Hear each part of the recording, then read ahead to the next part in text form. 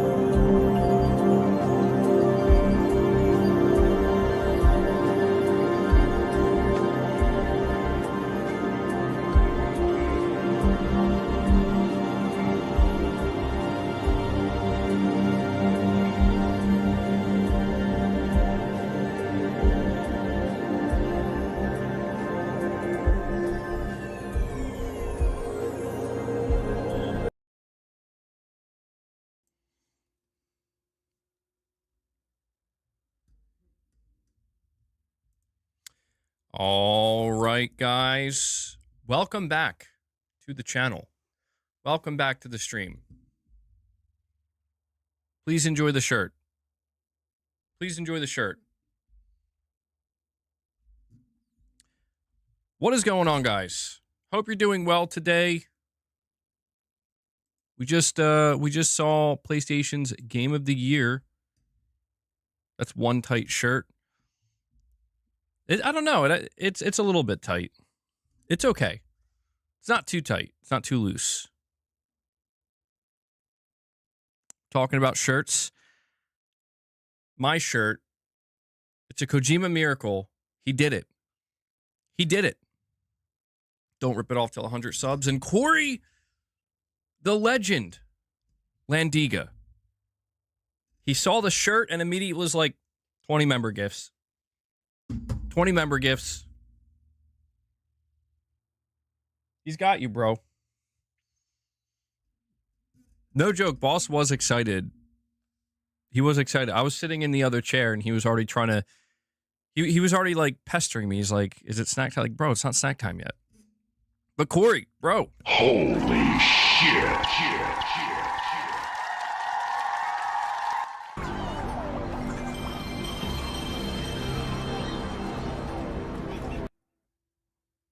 I don't even know what that soundbite was, dude. Hold on.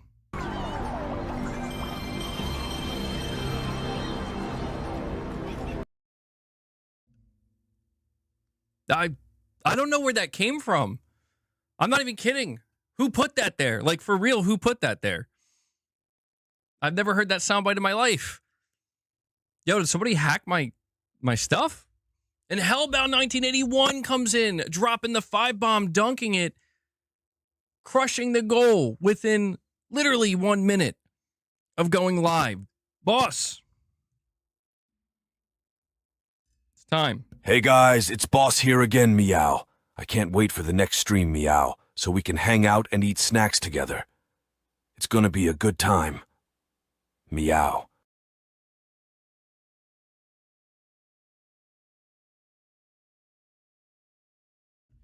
Yo, Boss is happy today. Thank you guys so much for that, by the way. Corey dropping 20 member gifts. Hellbound dropping 5. Getting us to the goal right off the bat. Really do appreciate that, guys. Boss is genuinely very happy. He didn't get any treats yesterday, so I guess that's why he was a little bit eager today. Very much appreciate the support. You were going to continue playing Death Stranding when my live stream started? Well, dude, I mean, you got time. You got time to finish Death Stranding. You got a little bit of time. And Matt Fu comes in dropping 5 member gifts. Matt, with the Astrobot picture, I'm pretty sure that soundbite was an Astrobot soundbite, right? And then Fred Vance coming back, dropping another 5-bomb. And just like that, 35 members gifted. That is insane. We got a full-blown member train going before we can even talk about anything. But by the way, if you're wondering about the thumbnail, Boss made this thumbnail. Well, he made suggestions, okay? It wasn't my idea, but Boss, he was saying, you know, look, man, I'm a big contributor to the channel. I'm like half the reason why people even show up. So he's like, I want more. I want more say in what we do. So I'm like, all right, bro, all right. He's like, I want that one meme with a guy going like this. And Corey the Legend comes in with another 10-bomb. Corey dropping another 10-bomb on you guys. Corey's just straight up flexing. And then John B comes in. John B with another 5-bomb. You guys are going crazy with the member gifts. Holy moly. Hellbound. Bro, double treats. Hellbound drops another 5. He drops another 5. Boss, I think you were right about that thumbnail, bro. I think he was right about the thumbnail. I didn't believe him. And just like that, we are at 55 members. I didn't even get to update the goal yet.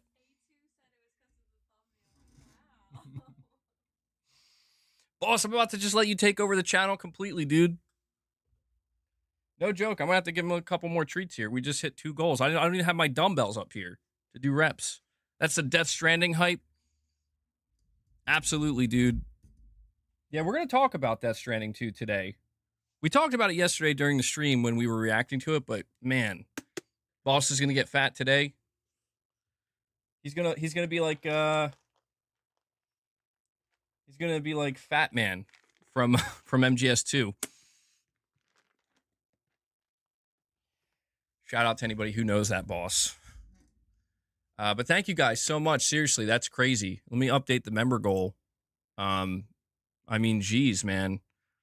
We've only been live for 5 minutes, and we're sitting here at 55 members. Just give me one moment so I can show you where we're at. We'll see if we can get to 75 at some point. We cap it out at 100. You know how it is. Look at that. 55 members gifted. You guys are awesome. Thank you so much for that. Really. It does mean a lot. Really means a lot. The Death Stranding 2 hype is real. Dude, that's what I'm saying. I'm glad to see that there's actually hype for Death Stranding now. And Corey comes in, he's not done. He's not done. Corey's like, 5 more, bro. We're dropping 5 more, getting it to 60. Boss couldn't even finish his treats. I think I gave him too much. He's like, bro, I'm getting stuffed over here. It's okay, pace yourself, boss. And Matt Fu comes in with another 5 bomb. Look at these guys. These guys are going crazy. They're back to back, dropping 5 bomb after 5 bomb, dude. That's 65 members now. Holy crap. I am genuinely shocked right now.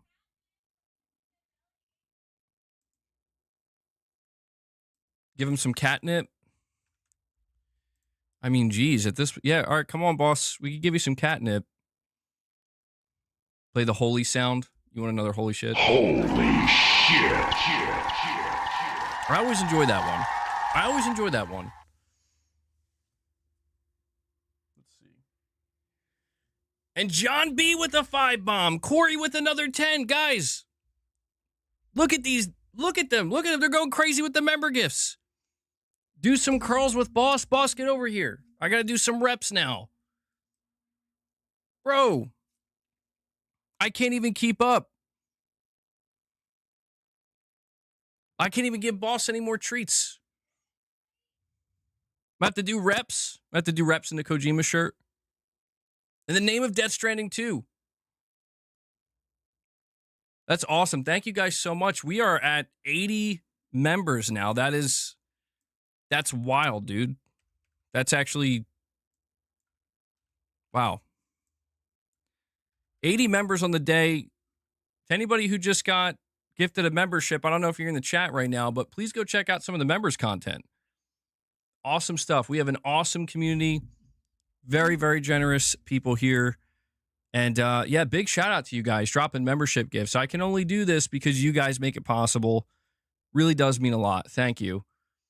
Chris Brown, you're saying I got a 180 hertz curved monitor. PS5 Pro looks so sharp. 180 curved monitor, dude. Are they still a thing, Chris? Like, are they still? Because I remember there was a period of time where, like, it seemed like everybody was making curved monitors. How is it though? Like, how is the curved monitor? Because I've never had a curved TV or a curved monitor. It just never really appealed to me. You know, it's not something that I ever really thought about. And oh my god, Corey, bro, what? Corey drops a 50 bomb on you guys. Corey just unloaded, bro. 50 membership gifts. I'm no hero. I gotta go get the weights. Never will be. I'm gonna have to go get the weights. Holy shit, dude. Corey's not playing. Corey just got us up to 130 members. Bro. It's because he knows I'm letting boss run the channel now. That's what it is. That's what did it. I need W's in the chat for Corey right now. Ray says new Snake guy is fizzing and will be a Death Stranding prequel. Bro, I don't know what Kojima's doing, but he's got Snake. He put Snake in Death Stranding 2. I don't know how he did it. He just said, screw it. I'm doing it. Obviously, that's not what he's calling him. But, god damn, dude. I'm going to have to update the member goal again. Corey just dropped some bombs on you guys. Huge, huge support, man. Corey, bro, thank you so much to everybody else who gifted some memberships. Thank you guys so much for the support. Truly, truly. I'm going to have to get some weights and do some reps. I forgot to bring them up. That's the thing. I have to like bring the weights up, take them back downstairs when I'm working out, bring them back up. But yeah, man. GTA 6 got some competition now. I mean, I was just thinking about that, dude. And in all seriousness, like I think Death Stranding 2 is now my most anticipated game. I mean, it's been GTA 6 this whole time, but I don't know, after seeing that trailer, I'm ready, dude. In the name of our boss. Boss, get your ass over here, bro. You can't just can't just be on camera for 2 minutes and then leave. Boss, you want some catnip? Yo, I think he's so full on treats. He's just like laying there on the other side of the room, like, boss, come on, bro. We got some catnip. There are dozens of curved monitors, 60 FPS modes. On that size, screen looks so good. Yeah, I never used a curved monitor before, man, and it just never really appealed to me, to be honest. I don't know if it's one of those things where you got to try it to really understand what makes it better. Come on, bro.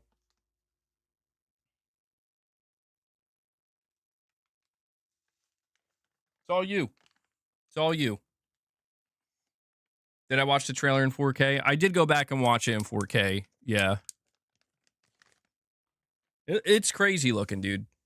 In all seriousness, it is crazy looking. Like, I put PlayStation Game of the Year incoming because I don't know, man. Like, after seeing that trailer, I'm like, yeah, this is going to be a Game of the Year contender. No doubt about it. One of the things that makes Death Stranding 2 so appealing to me compared to the first game is the fact that Kojima's had more time to work on it. And I think you can tell. I think that comes through. Oh, Luna's going to have to wait now. I mean, the thing about Death Stranding 1, for as good as that game is, and as much as not everybody loved it, for as much as people did love it, that game was made, I mean, God, in like 3.5, 4 years. Kojima just, I mean, he hit the ground running, but you can kind of tell, even with the first game, that there's probably a lot more he could have done or would have done. It was captured on the base PS5. Yeah, well, that's what I mean, dude.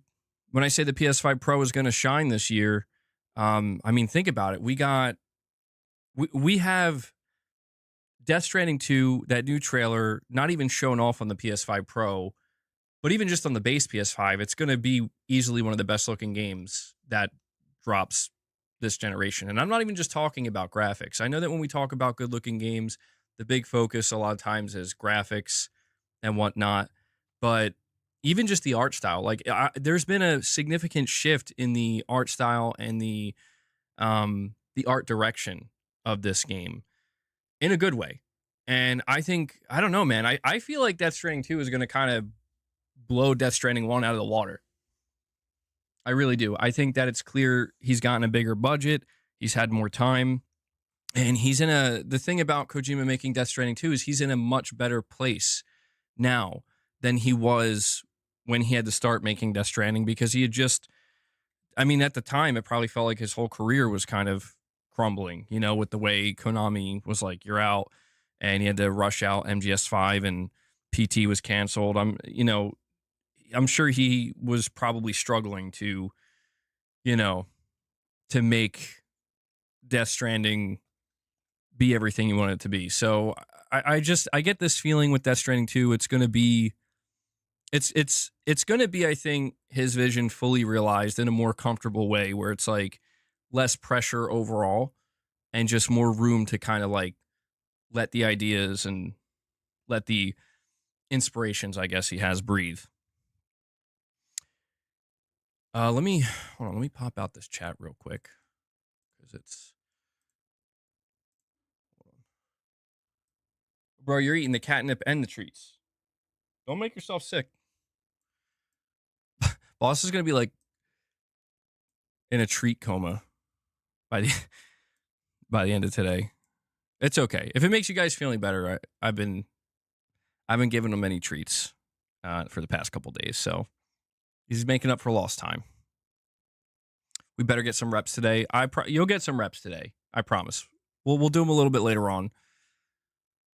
I don't want to scare everybody away. You know, people are going to be coming in the stream. They see me wearing this Kojima shirt, doing reps, and be like, "What's going on, bro?" You think we're about to get a hell of a plot twist after that snake reveal? I mean, what was really interesting to me when we finished live streaming the event yesterday, not surprising, but still just super interesting, is everybody was focused. everybody was focused on the Snake reveal, like the bandana. And something I actually didn't know is that people were pointing out in a previous interview Kojima gave, he was saying that the actor, I don't know, I forget the name of the actor, but the actor that he has playing this role, he was saying that he he would play a perfect Solid Snake in a Metal Gear Solid movie. Luca Marinelli. There we go. Yeah, he wanted him as Snake for the, I don't know if that Metal Gear Solid movie is ever getting made, but he clearly had his eye on him. And so Kojima made it happen. I don't know how Konami feels right now. Probably good in a way, because it's like, they have Metal Gear Solid Delta coming in August, and Kojima's getting people to talk about Snake. So it's just really cool to see that, man. Like, I think what makes it so interesting to see him give this character the bandana, give him the same hairstyle as Snake, and just basically replicate Snake. What I think is so cool about it is the fact that I feel like you look at that and you look at the head of the Magellan Man or whatever. I think that's what he called him. Such a weird name, Magellan Man. Whereas it's basically at the head of like Metal Gear Rex. And I just think it's so cool that you could tell he still has like a lot of love for Metal Gear Solid. Not that I would say he ever didn't, but it's just, even removed from Konami, a decade basically removed from the last Metal Gear game he made, he's still finding ways to put this stuff in his games and speak to the fan base. And I just think that's really cool, considering everything that's happened.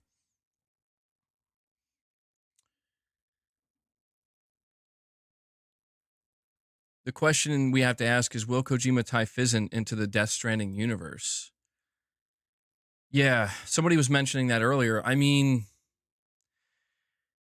when you talk about Fizzant and you see the fact that Kojima's like putting this character out that's essentially going to be like a alternate version of Solid Snake, the interesting thing about Fizzant is that it is a return to Kojima making a stealth action type game, and it seems to me like Fizzant is going to be the spiritual successor to Metal Gear Solid. I think it's going to be the spiritual successor to Metal Gear Solid, and him kind of, because he knew that by having the character put on the bandana like that, have his face turn into like a skeleton. He knew what he was doing. Absolutely. And he knew that people would focus on that and make a big deal out of it. It does make me wonder if this is his maybe very subtle way of giving a little nod that like, yep, like my next game, because he's probably already working on it, dude. He did say when he was doing that little video with Herman Holst, he did say that they're working on it in earnest. As soon as they finish Death Stranding 2, they're right on the Fizzant. And he seemed pretty excited. And Sony seems very excited. It seems like they're going all in with this, and they're going to try to blur the lines between, I guess, like games and movies. And I'm super stoked, man. I mean, Death Stranding 2 isn't even out yet, but just knowing that there's something else in the pipeline coming, can't wait. Can't wait, man.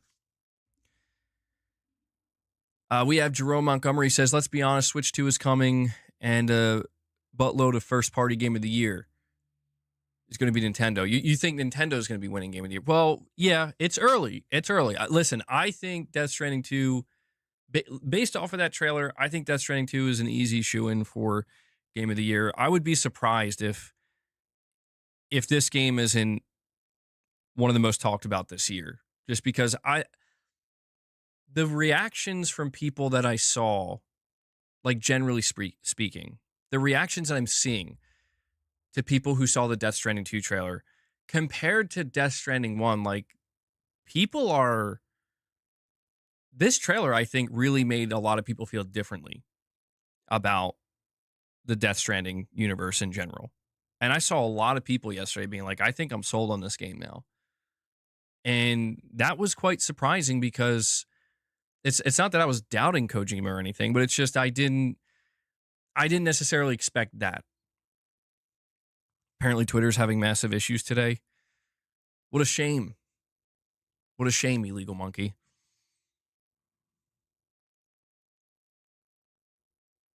I did try to go on earlier to check on I wanted to see what people were saying about Death Stranding 2, but it wasn't really working. And I was like, oh, well, all right, that's weird. I thought it was just me. I thought it was like my internet or something. MBG, the hype that Snake reference got made me realize it's not the IP name, it's the style of MGS that people want. He doesn't even need that MGS title for it to feel like one. Yeah, man. Yeah. I mean, I don't know if Kojima still has any like ill will towards Konami, but I would imagine that he's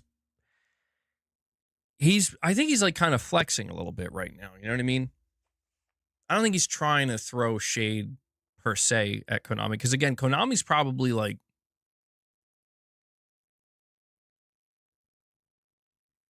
okay, you know, hey, we're gonna put this remake out in August, and in a way, Kojima's kind of doing some marketing for them. You know what I mean? And I think Kojima's probably fine with that because, let's face it, I think he wants people to play MGS3. Konami wants Kojima back so bad. I mean, keep in mind, there was an interview that was done with the director of Metal Gear Solid Delta, and he did say that, like, yeah, he would love to work with Kojima one day again. I think he did work with Kojima in the past. And Konami seemingly was totally cool with him saying that. And I've tried to tell people that the leadership and the management at Konami that's there today is completely different from those who were in charge back in 2015 when they booted Kojima. But I think Kojima's moved on. You know, I would find it super interesting if in the future, if Konami ever extended an olive branch or whatever, was like, do you want to do anything with Metal Gear again? Like even just consulting or anything? It would be really interesting to see if Kojima would be receptive to that. But I don't know. But either way, you know, it's kind of like what you're saying. Kojima is flexing in a way because he's conveying that, like, when you play MGS3, you know, that was me and the team at the time that made that game. You know, it is a remake, but if you know, you know, right? And he's showing off this character that looks like Snake, reminding people that, yeah, I still got it. It was so good, dude. It's mine. Fizzant's going to be the one, dude. Like, even though Death Stranding in many ways is a very different game from Metal Gear Solid, if you play Death Stranding, or if you did play Death Stranding, you can still tell, like, this is you can feel the DNA. You can kind of pick up on, like, yeah, this has got some Metal Gear vibes to it. And I feel like with the second game here, he's definitely he's leaning into that more so. And it does make me wonder if he's able to kind of inject that much of the Metal Gear Solid DNA into the two Death Stranding games, which in a way are completely different from Metal Gear Solid. What is Fizzant going to end up looking like? Considering that's him saying, like, yeah, I'm coming back to, you know, tactical espionage action. I wouldn't be surprised, dude, if Fizzant effectively ends up becoming Metal Gear Solid 6. Like, obviously not in name, but Death Stranding 2 will look best on the RTC 5090. I think you would say RTX 5090. Changed my mind. Well, yeah, but when? I'm not here to change your mind. I'm just asking you when. Are you guys having problems with the stream audio?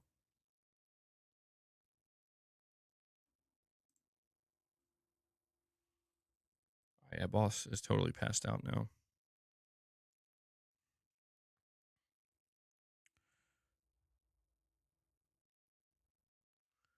Hold on. It's good now.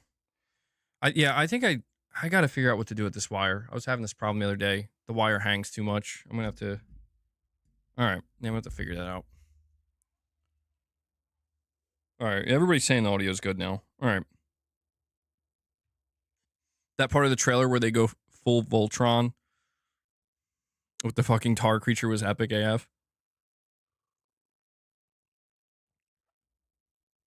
The guy's here to cause a reaction.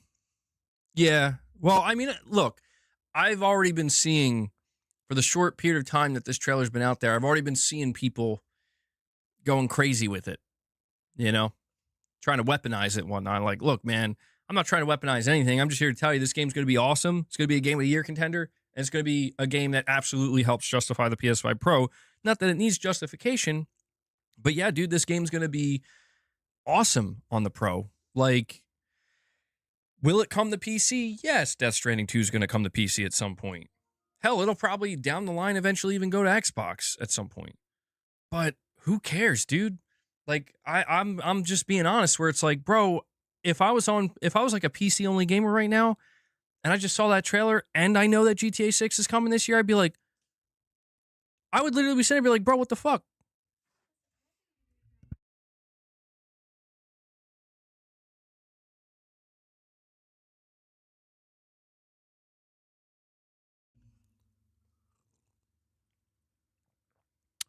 You think Konami should just give them the Metal Gear IP? They're not going to do that. Listen, there was a rumor a while ago. This was like a couple years ago. There was a rumor that Sony was trying to get in touch with Konami to either buy the Metal Gear IP or like license it. And I'm telling you, if I think they were going to try to like give it to Kojima. Basically, Sony was going to try to be the middleman to be like, Konami, come on, free money. You don't have to do anything. And then like show Kojima, like, we got Metal Gear. Konami, you don't have to worry about Konami. It's through us now. We're licensing it. I think there was some truth to that. Jerome, you're saying the next Mario is rumored to be an open world, and the judges are casual, and we'll eat that up. Well, yeah, dude. If we're looking at a new open world Mario drop in this year, yeah, that'll easily be a game of the year contender as well, no doubt about it. I'm really curious to see how this year wraps up, dude. I mean, we got time. We're only like 1/3 of the way through 2025, but you know, we look forward to like December 2025. I mean, dude, we could be seeing one of the craziest matchups in terms of like game of the year nominees we've ever seen. And that's exciting, dude. That's some exciting stuff right there. If they want to repair their relationship, Konami should let Kojima and Del Toro make Silent Hills. Well, here's the thing. I remember listening to a podcast from Kojima. I think it was like a year and a half ago, maybe 2 years ago at this point. And he kind of acknowledged this directly. Like, how do you feel about ever returning, if given the opportunity, to something like Metal Gear or Silent Hill or whatever? And, you know, there was a translator. And if the translator was being totally accurate in Kojima's tone and like how he was saying what he was saying, it seemed like Kojima was a little bit annoyed, to be honest. Like, not completely annoyed, but just a little bit irritated. Like guys, no, it's over. I'm not going back to that stuff. Like, it's done. And that was basically what he said. And but now that was a couple of years ago, and people change their minds all the time, you know. Even Corey says Metal Gear is awesome, but Mario equals game of the year. Yeah, I mean, if there's gonna be a new open world Mario game, I don't know though. What about GTA 6? If GTA 6 does launch this year, I mean,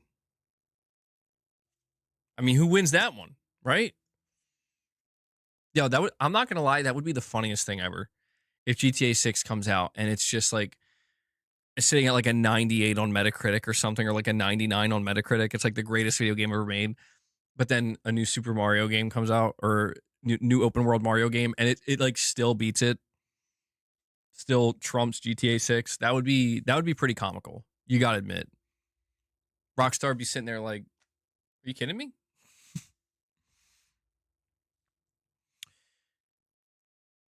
You're saying Konami wasn't in the wrong, though. Kojima asked too much budget and production time. They didn't like that, so Kojima went full-blown narcissist about it. I mean, I don't know, man. It's...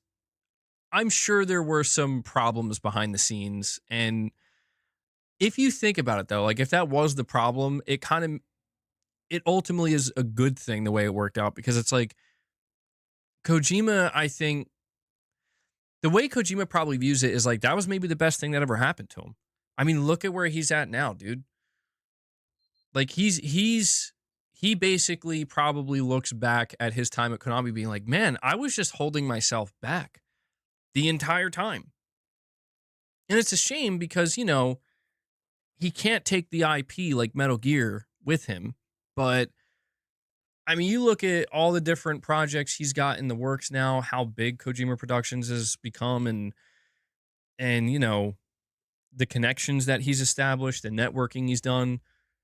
All of that happened after, basically after, you know, that situation occurred with Konami. And so, yeah, I think the way Konami did it, the thing that I didn't appreciate the most when that situation went down between Konami and Kojima, the reports that were coming out, was that Konami was like purposely trying to, like they were like purposely, seemingly trying to sabotage the end of the development of MGS5, which I think is garbage because it's like, you know, unfortunately, MGS5 you can tell is unfinished, and you can tell that game, there's like a whole missing chapter. And they were just so pissed at Kojima. Like, whoever was in charge at the time, it seemed like they had like a personal vendetta. They're like, we're going to do everything we can to just completely derail even our own game, you know? I don't know. There were like reports. See, nothing is worse than what we saw, what came after, right? Metal Gear Survive. Like, that was the craziest thing to me. I'm like, Konami, bro, there's no way. Like, whoever's in charge there needs to be fired immediately. Because, like, you got rid of Kojima, you pushed out MGS5, even though there's like a whole chapter missing to, you know, the final chapter of the game. You canceled PT. Now you think you're going to come out with something called Metal Gear Survive and everything's just going to be cool? Like, that was crazy, bro. It's like, how, like, just honestly speaking, like, how stupid can you be? I mean, that's some stupid behavior right there, dude. Imagine the reaction GTA 6 trailer hits and ends with who's ready to compete. Do you think Hartman will finally be reunited with his family in Death Stranding 2? Yeah, he has to, right? Dude, I forgot about that guy. Oh my God, that was the craziest thing ever.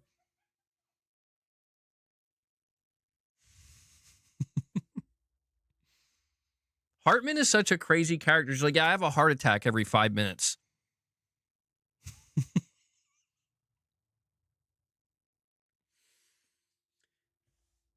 I want to know where Kojima came up with that idea.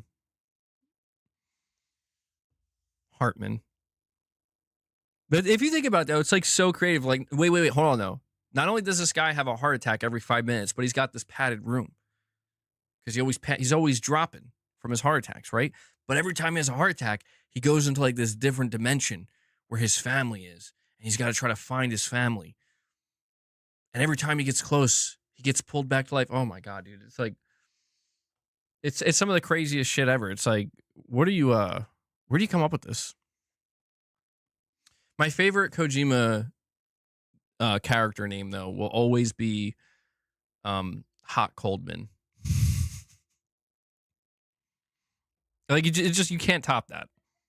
Hot Coldman. His heart is also a shape of a heart. Wait, John B, do you mean that literally? Is that a thing? Did I miss that in the game? I can't tell if you're serious. See, that's what you get with Kojima. I can't tell when people are joking and when they're not. No, his heart is honestly is like legitimately the shape of an actual heart. Hold on. I gotta look into this. There's no way I missed this. Hartman Hart. That's Death Stranding Hartman Hart. I feel like you're trolling me. You have to be trolling me.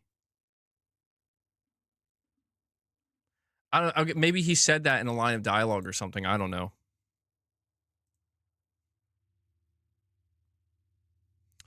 Metal Gear Survive were ideas that Konami stole from Kojima. It has elements that we saw in Death Stranding.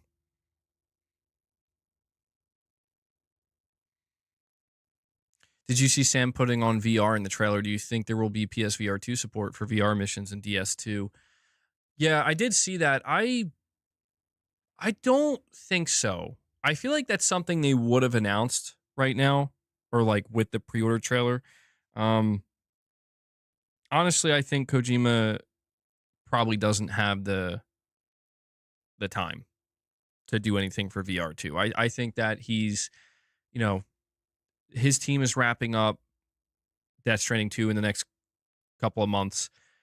He's still got OD that he's working on with Microsoft, which we still haven't heard anything about that. And what's weird about OD and the fact that we haven't heard anything about it is that, according to Kojima, that's a smaller project. So I don't know what's going on there. I'm sure Microsoft isn't pressing him. They're just like, take as long as you want, man. But it'll be interesting to see what OD ends up turning into. It seems like maybe Microsoft just gave Kojima whatever he wants, and Kojima was like, so I'm just going to hire Jordan Peele and a bunch of my director friends, and it's going to be a good time. And they're just like, okay, all right, we'll get back to us when you're ready to show something off. I'm sure Microsoft doesn't care.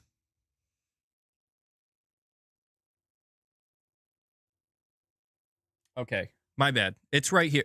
All right, yeah, it's right here. Hartman has a rare genetic deformity called myocardial cordiformia. I don't know if I'm saying that right, which caused his actual heart to develop in the shape of a symbolic heart.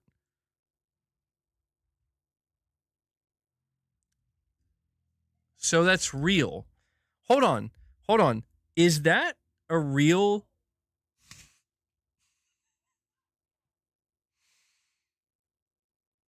That's crazy. Bro's making up his own diseases now.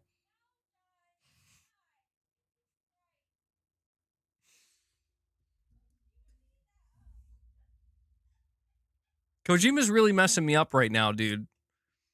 I'm learning about diseases that I think are real. They sound real, and it's like, it's not real.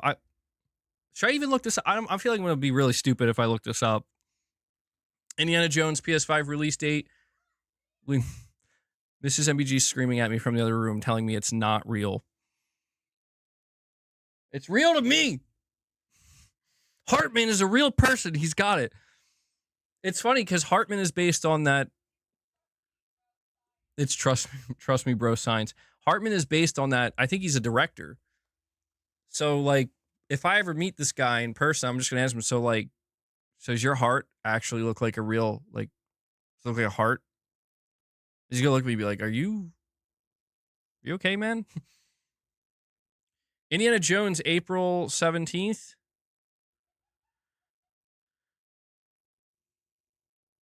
How did you miss Hartman's heart shape?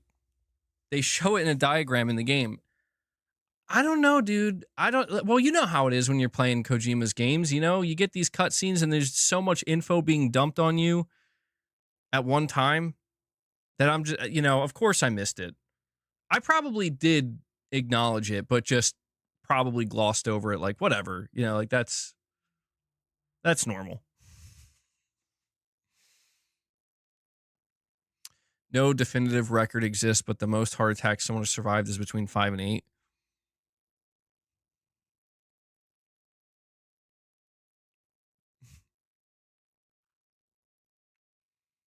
He was also near a heart-shaped crater.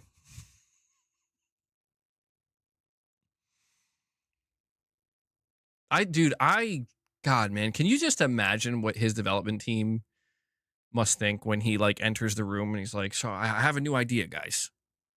Like nobody's gonna question him. You know what I mean? He's just like, there's gonna be this character named Hartman. He's gonna have this new rare disease.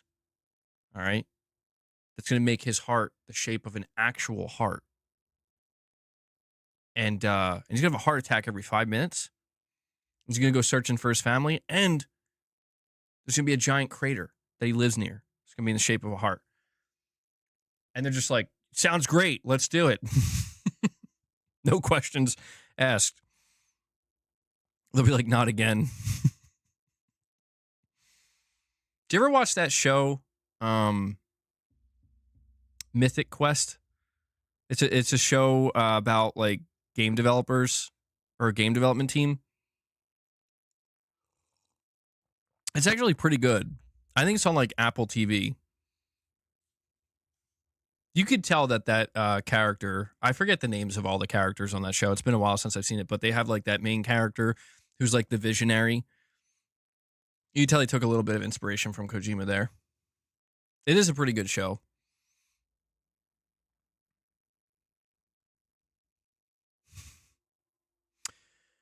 But yeah, dude, I'm feeling, listen, I've been seeing people taking shots at PlayStation, at, you know, where are the games, Sony, blah blah blah, and I've been seeing people say, well, Death Stranding 2 doesn't count. Whatever, bro. I'm not here to have a list war. I'm just here to tell you that this game looks incredible, and I think it's gonna do big things this year. I do. I think Death Stranding 2 is gonna do big things. I think it's gonna be a sleeper hit. I don't know if we could count it as one because obviously it's a big game. It was always advertised as a big game, but I think the bold prediction I'm going to make about Death Stranding 2 ultimately, and I don't know how bold this really is now that we've seen that trailer, but I think that Death Stranding 2, and I think I said it earlier, but it's worth reiterating, I think it's going to blow the first game out of the water.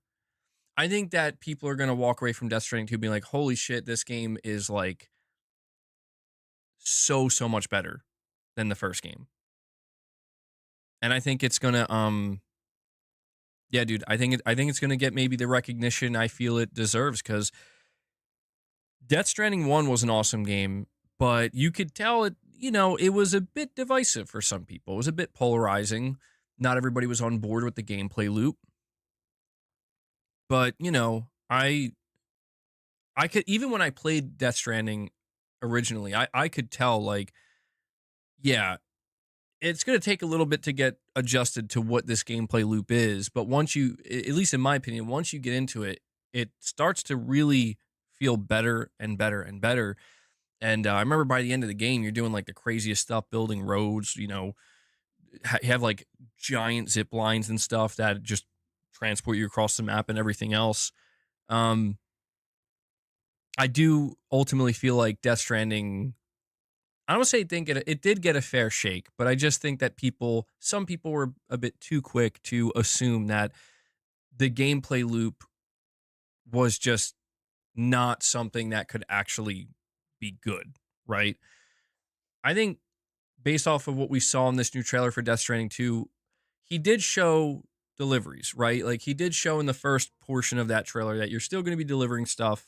That's not changing. But it was the second half of the trailer where he was showing the different boss battles, what you're going to be doing in these boss battles, the giant creatures battling, right? Showing him fighting human enemies as well as robots now. You know, it seems like there is going to be overall a heavier emphasis on combat in this game, and I am curious to see how that all kind of molds or blends together, I should say, with what's already been established. Because like I said, he's obviously iterating with Death Stranding 2. He's not telling you you're not going to be delivering packages again. But it just seems like there's going to be some significant changes compared to like what you encounter and how you deal with it and handle it compared to the first game. Josh Z, you're saying GTA's total revenue, 8.5 billion. Mario, 55 billion. Sales, 440 million for GTA. Mario, 990 million. Not close at all. Josh coming out with the Nintendo Flex, bro. Dude, those are some crazy numbers, though, man.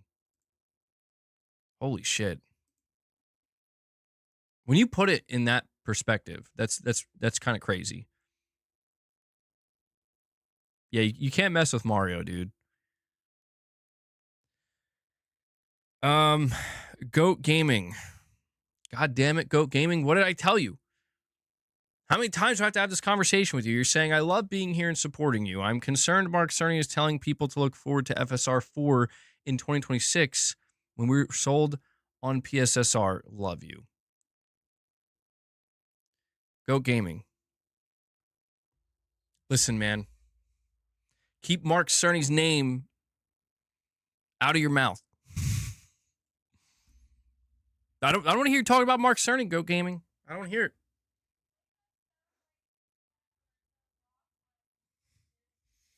I accidentally replaced that. Yeah, I was going to play that soundbite.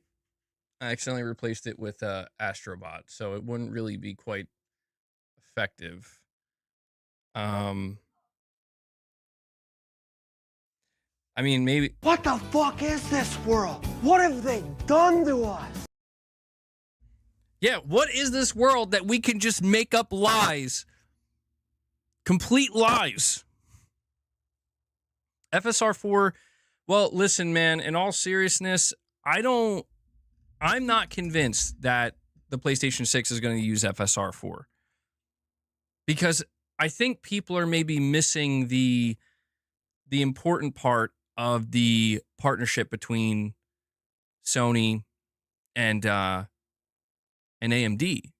And it's that they're looking to benefit from one another. So chances are whatever improvements that AMD made, and it seems like they made some huge improvements. It seems like FSR 4 is a huge stride forward compared to FSR 3, and it is beyond PSSR as well. Whatever improvements that are there for FSR 4 are likely going to make their way into the next version and the next iteration of PSSR. I mean, AMD went out of their way to thank Sony. Now, granted, maybe that's just for optics and their partnership, but they went out of their way to thank Sony on their collaboration. So you also have to wonder, how much did Sony potentially influence FSR 4? What did they potentially contribute? I think they're just trying to share what they're doing here. And they're doing that, I think, in an effort to get both FSR 4 as well as PSSR as up to speed as they can, right? To catch up to the latest version of DLSS. Because I don't see Sony abandoning PSSR. I think people are being a little bit harsh on PSSR. At least some people are, simply because it's like, bro, it's Sony's first time ever trying to put out an AI upscaler. As far as I'm aware, every AI upscaler, its first iteration, is kind of not great. Not that great. And it seems like what we've seen so far in PSSR has been pretty decent. Pretty decent. But yeah, man, I mean, it's pretty obvious that it's going to take time. You look at what FSR 4 is doing. FSR 4, it's doing so well because it's the fourth iteration, man. You know? They've been working on it for years. I think we got to give Sony a little bit more time here. But will the PlayStation 6 opt in, to using FSR 4 instead of PSSR? I doubt it. I mean, if they feel like they can't catch up, maybe they should. And that's where I have to call into question what the purpose of the Amethyst partnership is between AMD and Sony. My assumption, and just based off of the way Mark Cerny talked about it, my assumption is that that partnership is exactly what I just said. I think it's that they're trying to share this with each other, man. You know? PSSR is a version of FSR 4. Saying people can say it isn't all they want, but it is. Have I read the Cerny interview yet? Which Mark Cerny interview? Did he give a new interview? Josh, you're saying my point is not so much to flex, but it's to remind how ridiculous it is to say that GTA is more popular than Mario. Yeah, I mean, I don't think anything can ever surpass Mario ever. I mean, I think that's just that comes with just with time. You know what I mean? Like Nintendo's been doing it so long, and they played their cards just right with Mario, dude, and other IP as well, but certainly Mario. Mario is, I think, kind of untouchable. Maybe GTA could one day get close to it, though. You know, I'm sure Take Two's very happy with the trajectory of the Grand Theft Auto IP.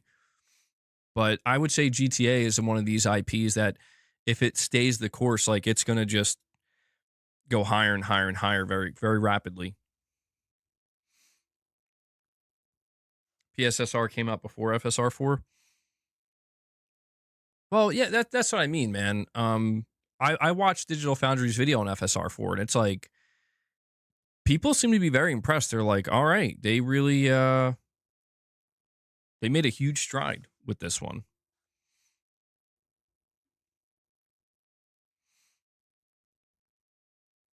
Oh, the Euro. So there is a new interview. Oh, hold on. I didn't know about this. Eurogamer. Let me see. Okay, hold on.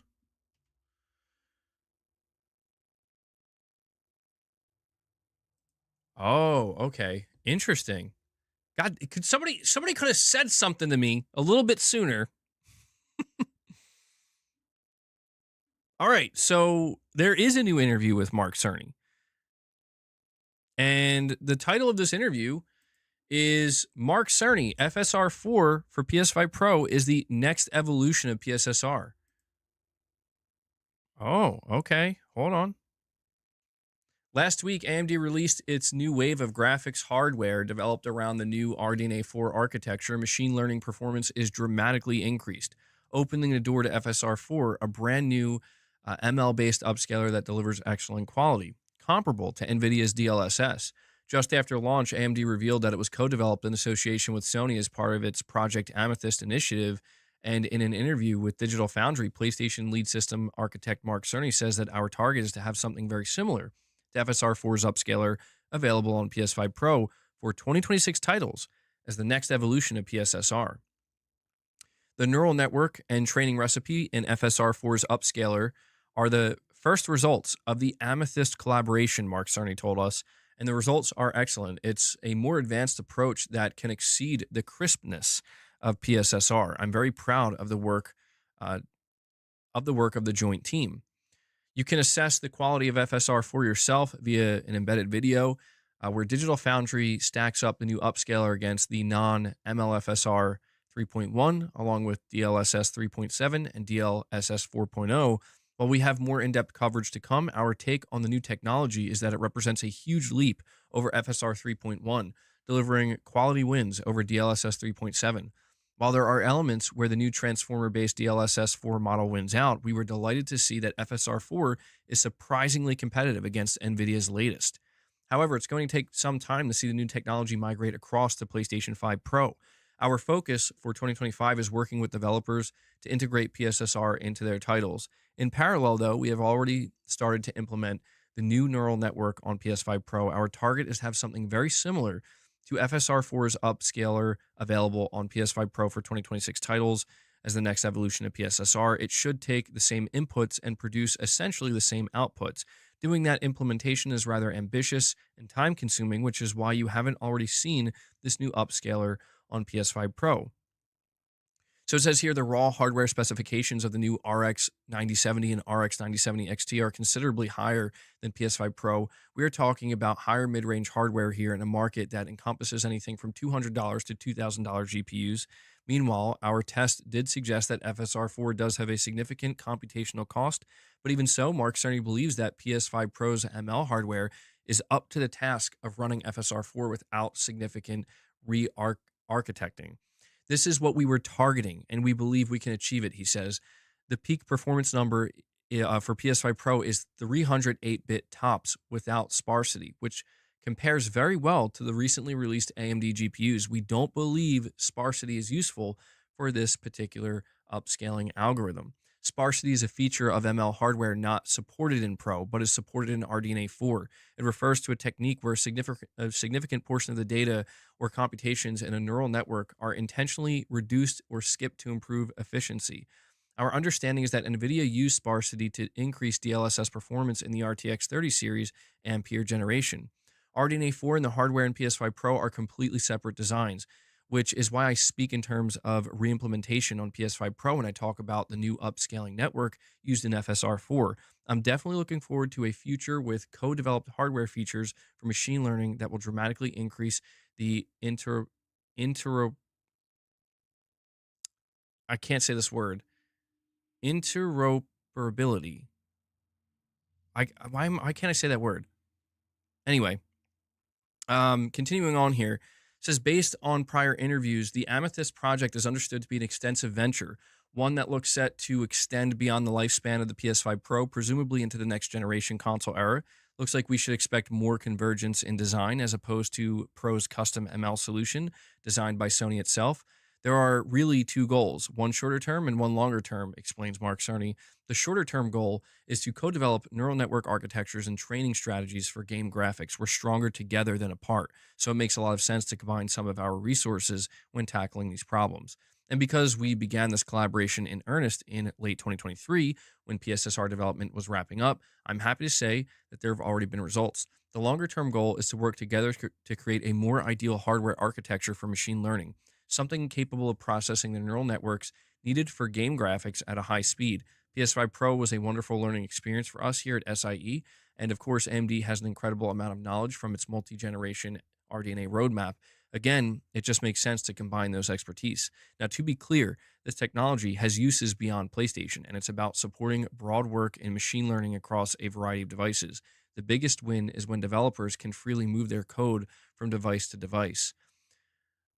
And so, wrapping up here with the final paragraphs, it says traditionally AMD's GPU Open has been the initiative by which the company has shared its innovations, and it'll be interesting to see how this approach transitions into the era of machine learning and the extent to which we'll see FSR 4 and its successors migrate to other devices. AMD's Jack Hune, I don't know, has already talked about FSR 4 and frame generation being used to dramatically increase battery life on mobile devices, for example. But for Sony, Project Amethyst is all about working with AMD on common goals, while at the same time acknowledging that each party may have different uses for and different variants of the technologies created. FSR 4 and the next evolution of PSSR are a paradigm for our future. Going forward, we expect to have our own implementation of each of the algorithms developed through the collaboration, says Mark Cerny, and there may be slight tweaks to them in our world as technical targets for console gaming development and PC game development tend to be slightly different. For example, as I said in the PS5 Pro technical video in December, 60 FPS gaming is very important to the console world, but the PC world doesn't quite think about frame rate the same way. And it looks like PS5 Pro's key enhancements, ML and ray tracing, may also be a focus for Amethyst. With the RDNA 4 reveal, AMD showcased a toy shop demo using a range of techniques, path tracing backed by neural rendering technologies, including a denoising feature that seems to represent AMD's take on NVIDIA's ray reconstruction. At the basic level, think of this as an upscaler for ray tracing. Is this part of Amethyst? And so Mark Cerny says, all I can say is stay tuned. There's a lot of opportunity with our Amethyst collaboration, and we know that ray tracing is a huge part of the graphics future. Whew. Well, that was a lot. I just went into that blind. I didn't know how long that interview was, but all right, let's try to unpack everything we just read there. What is your take on this? First, I want to get the chat's take on this, because to me, I think I have a good idea of how this is going to be. All right, Goat Gaming. All right, I'll give you this one. I thought you were just bringing that out of nowhere. I didn't know there was a new interview that dropped with Mark Cerny. But now that we went over the interview, I think I have a pretty decent idea of what this means for not just the PS5 Pro, but even looking beyond the PS5 Pro, looking at the PlayStation 6 and how, considering Mark Cerny's clearly he's going to be taking on the PlayStation 6 and handling the next generation as well. PlayStation is in the front lines of gaming. You think it's cool that they can integrate it into the Pro instead of having to wait until the PS6? So to me, that was, I think, maybe the biggest takeaway here with at least like in the short term. I wasn't expecting them to say that. I didn't think that they were just going to be like, let me find the part where he talks about this. So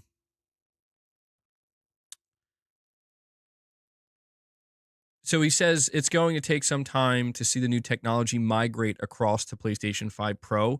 Our focus for 2025 is working with developers to integrate PSSR into their titles. In parallel, though, so at the same time, we've already started to implement the new neural network on PS5 Pro. Our target is to have something very similar to FSR4's upscaler available on PS5 Pro for 2026 titles as the next evolution of PSSR. So this, to me, is the part where I think Mark Cerny basically, if I'm reading this correctly, he seems to be confirming that it's going to continue to be called PSSR, but they're basically taking FSR4,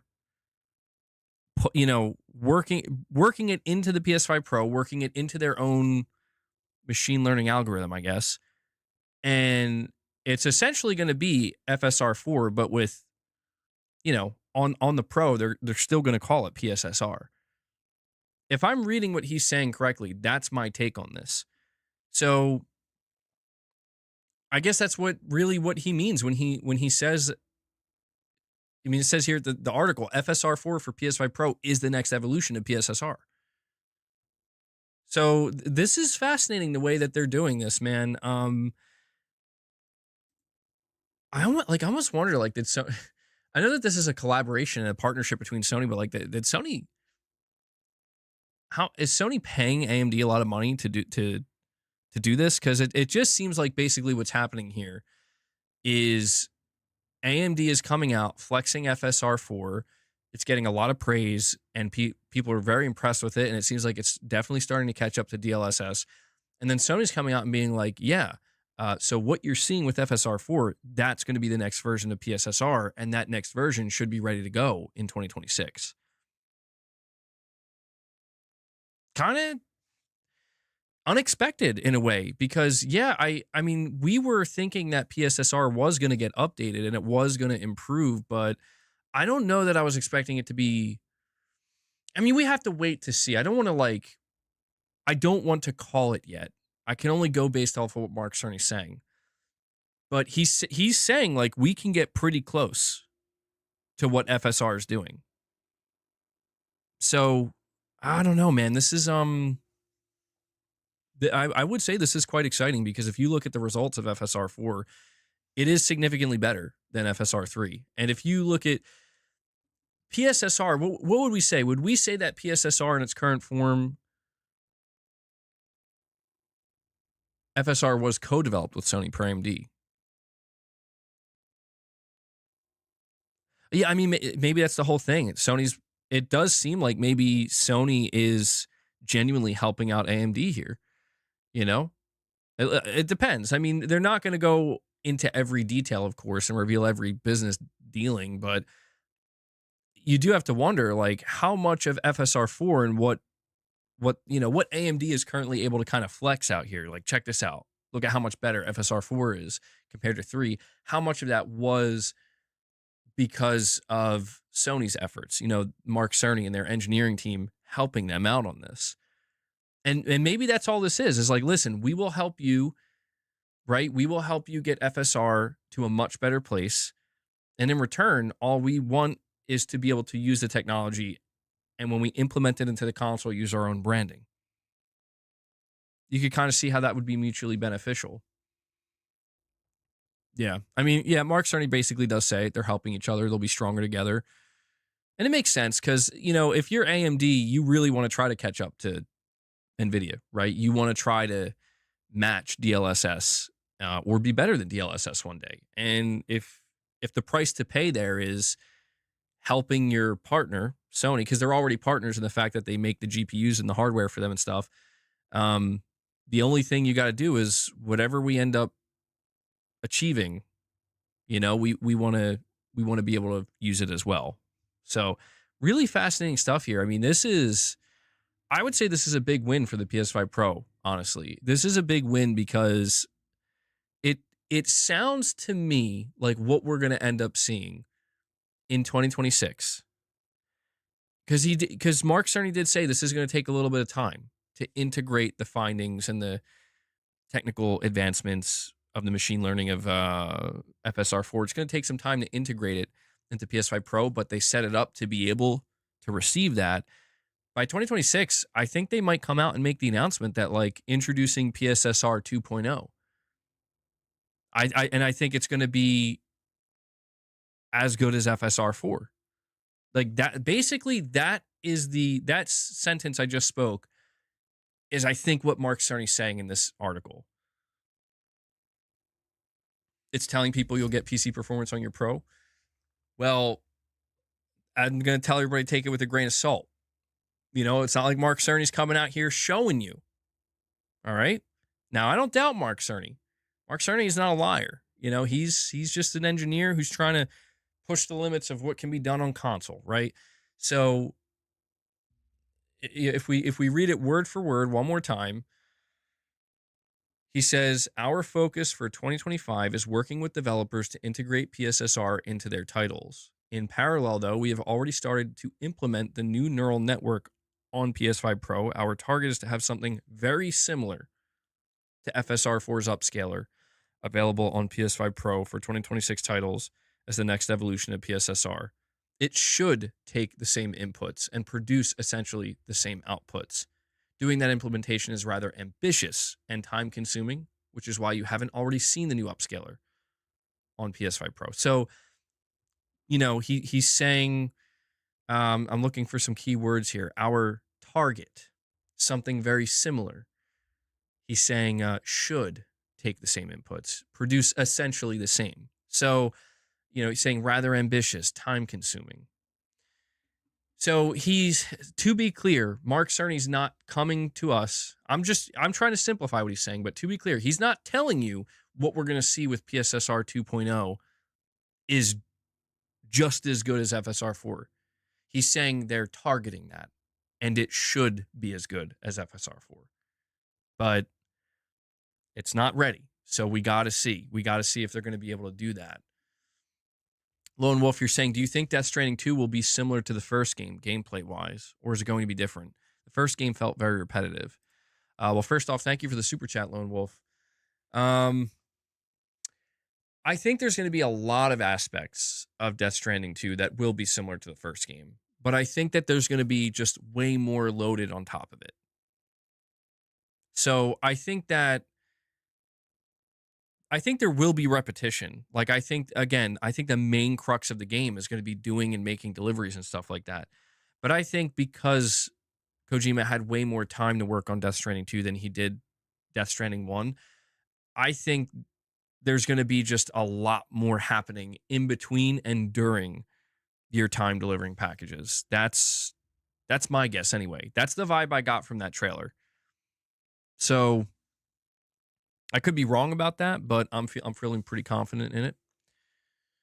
He also mentioned a feature they wouldn't need, so it could be like 99% similar. Just a feature or two removed. Well, you know, he is pointing out, or not him, but Eurogamer, I should say. I mean, it's like Digital Foundry, essentially. They are pointing out here the raw hardware specifications of the new RX 970 and RX 970 XT are considerably higher than the PS5 Pro. Well, hold on. What GPUs can use FSR4?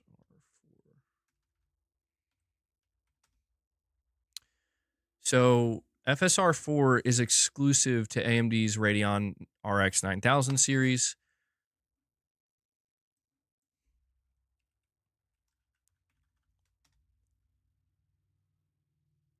So the 9000 series,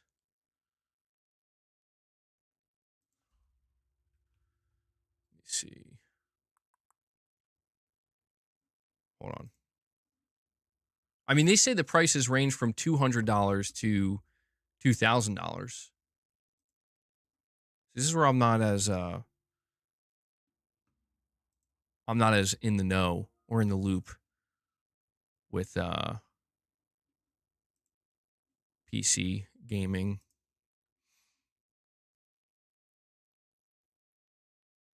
So what GPUs can use FSR for? That's what I'm trying to figure out. Like what GPU line?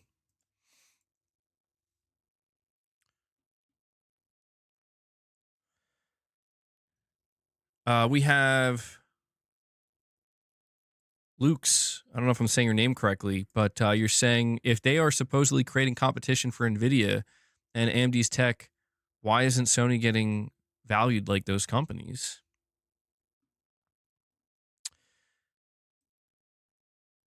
Only the recently AMD cards. Yeah, that's what I figured. The 970, 9070, 9070 XT. Okay, that's what I figured.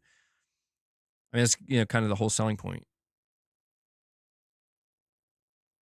It's not on the 9060 or lower. Okay, all right. Thank you, chat.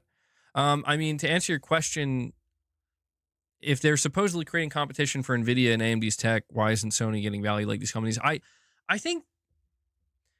Well, I don't know if value is the right word. I think it's kind of like the reason why AMD, I think, is so comfortable doing this with Sony, because traditionally, the company might look at it as Sony as they're a competitor. I don't think AMD doesn't look at Sony as a competitor. They do look at them as a partner because they are a partner. Like before they even started this collaboration, Sony basically relies on AMD for their components. But I think the reason why AMD is so comfortable with it is because NVIDIA is so big. You know what I mean? They're so big and they're so dominant. It's just like, yeah, dude, like we got to team up here. And regardless of what Sony ends up doing, like what Sony is doing with the PS5 Pro and what they're going to do with the PS6, I don't think AMD sees that as like, oh man, like what if they, what if PSSR 2.0 ends up being somehow better than FSR 4 or something like that? I don't think they're worried about anything like that because it's like they're in the console space. Like this is good for AMD ultimately because AMD wants consoles to sell too. They are providing the components for the console. So it's overall just a beneficial thing. And I don't think that people, again, you use the word like valued. I think people just kind of look at it as Sony entering the race here, but in reality, PSSR is just simply a reflection of FSR and vice versa, right? Yeah, boss made the thumbnail today, bro. But all right, so if we look at these GPUs, how much are these GPUs? The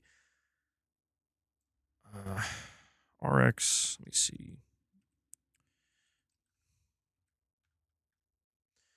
RX 9070. How much are these things?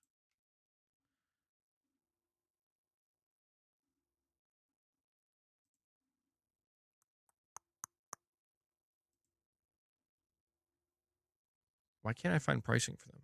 Why do I suck at searching things on the internet?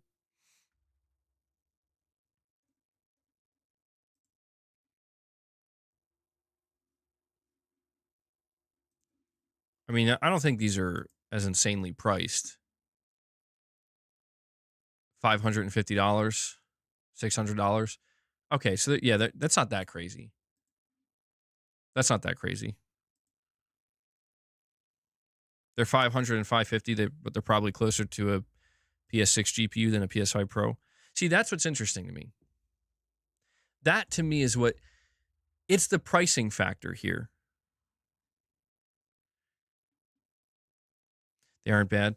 It's the pricing factor that I think I find most interesting, where, Mark Cerny seems to be indicating that the next version of PSSR should be able to produce results in 2026 that are similar to FSR 4.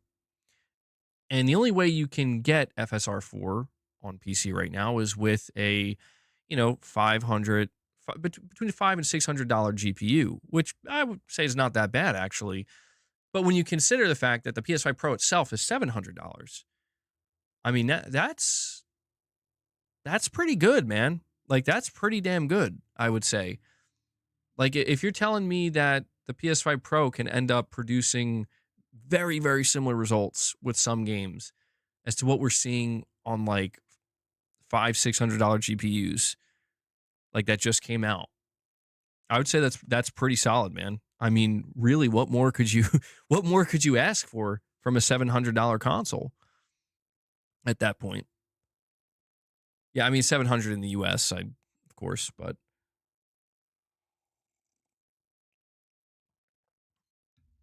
yeah, and that's just one component. I mean, if you want a PC with a, you know, if you want a PC with these new AMD GPUs, it's going to be more expensive than $700. You're going to be paying more than $700, no doubt about that. So that's why I say, like, this is a pretty solid deal, man. Like, I'm quite interested in seeing, because the thing is, like, we were told that PSSR is going to get better, but I was kind of expecting, or preparing, I should say, like, the next major leap for PSSR probably will happen closer to the PS6. It's going to be like years. That doesn't seem to be the case. It seems like the next major leap is going to be next year. Like, I think that's basically what Mark Cerny's telling us. So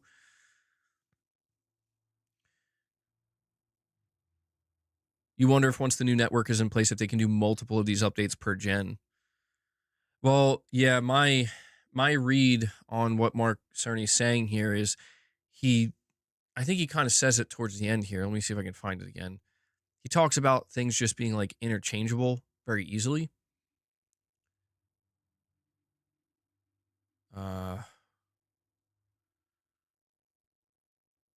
So he says, now, to be clear, this technology has uses beyond PlayStation, and it's about supporting broad work in machine learning across a variety of devices. The biggest win is when developers can freely move their code from device to device. So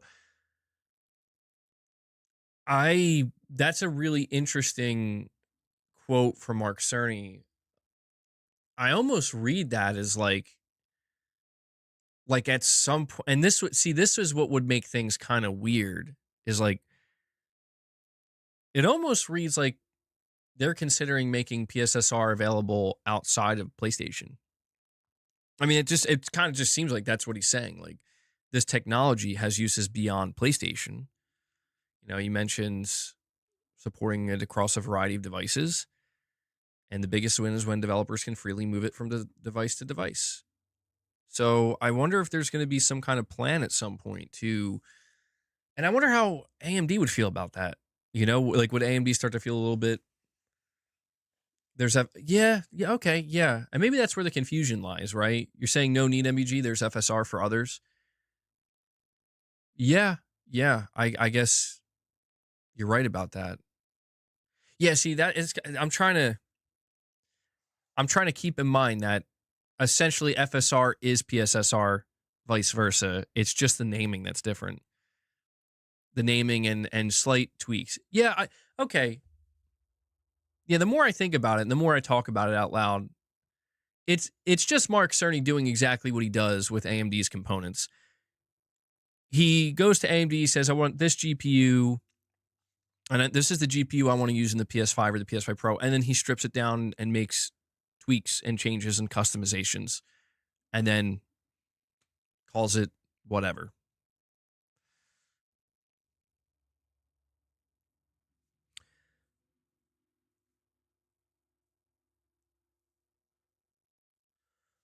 FSR is not built into the PS5 console. FSSR, there you go. Yeah, it'll be really interesting to see. I guess it sounds like we're not going to see any huge advancement in PSSR this year. So he's saying that 2025 is focused on getting developers to implement PSSR. And then 2026 sounds like it's going to be focused on the next iteration of PSSR that developers will be able to start using. Pretty exciting stuff.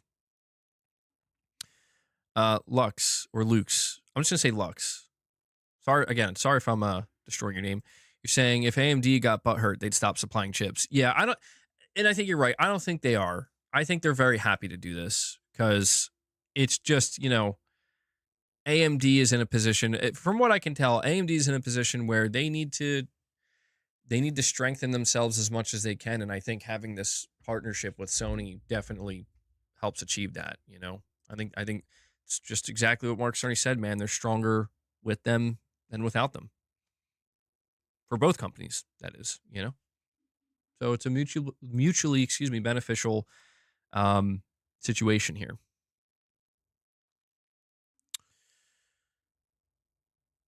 The fact that Returnal has no PSSR patch yet. Yeah, I don't think Returnal is going to get a PSSR patch. I think that what we're going to see Housemarque probably flexing what they can do on the PS5 Pro with Saros, which is very exciting because Returnal was a very good looking game. Returnal was so good. Can't wait to see Saros, man. You're saying enough of PSSR. What about the majority of base PS5? So it's a good question. When it comes to the base PS5, I don't think that what Mark Cerny is talking about here is going to apply at all. PSSR, it's for the PS5 Pro. The PS5 Pro was built with machine learning in mind, and so I just think, frankly, base PS5 owners are going to miss out on this. I don't think that it's going to mean that much. Like, I don't think you're really going to be, again, you look at something like Death Stranding, bro, and it's like, machine learning aside, the PSSR aside, it's like that game's going to look amazing on your PS5. Pro, if you're not on a Pro, it's still going to look amazing.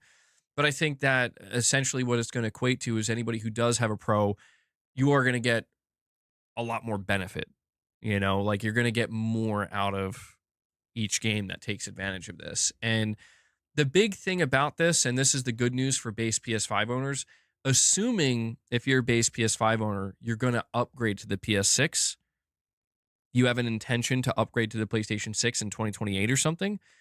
And we will be talking about next gen in a little bit here because we have a new rumor about the next Xbox, which is really interesting. But if you're going to upgrade to the PlayStation 6 at some point, everything that Sony is doing right now for the PS5 Pro is going to be there on the PlayStation 6, but even better, like significantly better. All the work they're doing right now is to, to benefit the PlayStation 6 ultimately. So what I'm saying is you can be somewhat excited about this, even if you're not a Pro owner, because if you're going to eventually be a PS6 owner, you're going to reap the benefits of this as well. They should call it PSSR 2.0 on the PS6. Well, at the rate things are going, dude, I mean, I wouldn't be surprised if, they're saying we might get PSSR 2.0 in 2026. I mean, 2027, 2028. Maybe by the time the PlayStation 6 launches, they might call it, PSSR 3.0 at that point. It depends on how quickly they can, get this technology up and running. But we do have a interesting rumor regarding Xbox, though, that we've been covering rumors regarding the next generation Xbox because we've been getting more of those rumors than anything about the PlayStation 6. Illegal Monkey, you're saying, MBG, not sure if you saw, but Astrobot PS5 is up on the PS Store. It's $450. Okay. I thought it was going to be $400 for the disc model. So it's $400 for the digital model, I would assume. Or maybe they don't even have a digital model bundle. $450 for the Astrobot bundle, though. Pretty cool. Basically get Astrobot for free.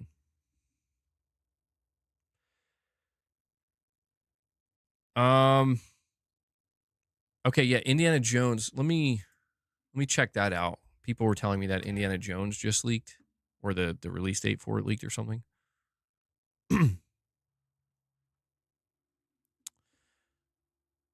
We have a direct donation from Henry 3K. Henry, thank you so much for that, buddy.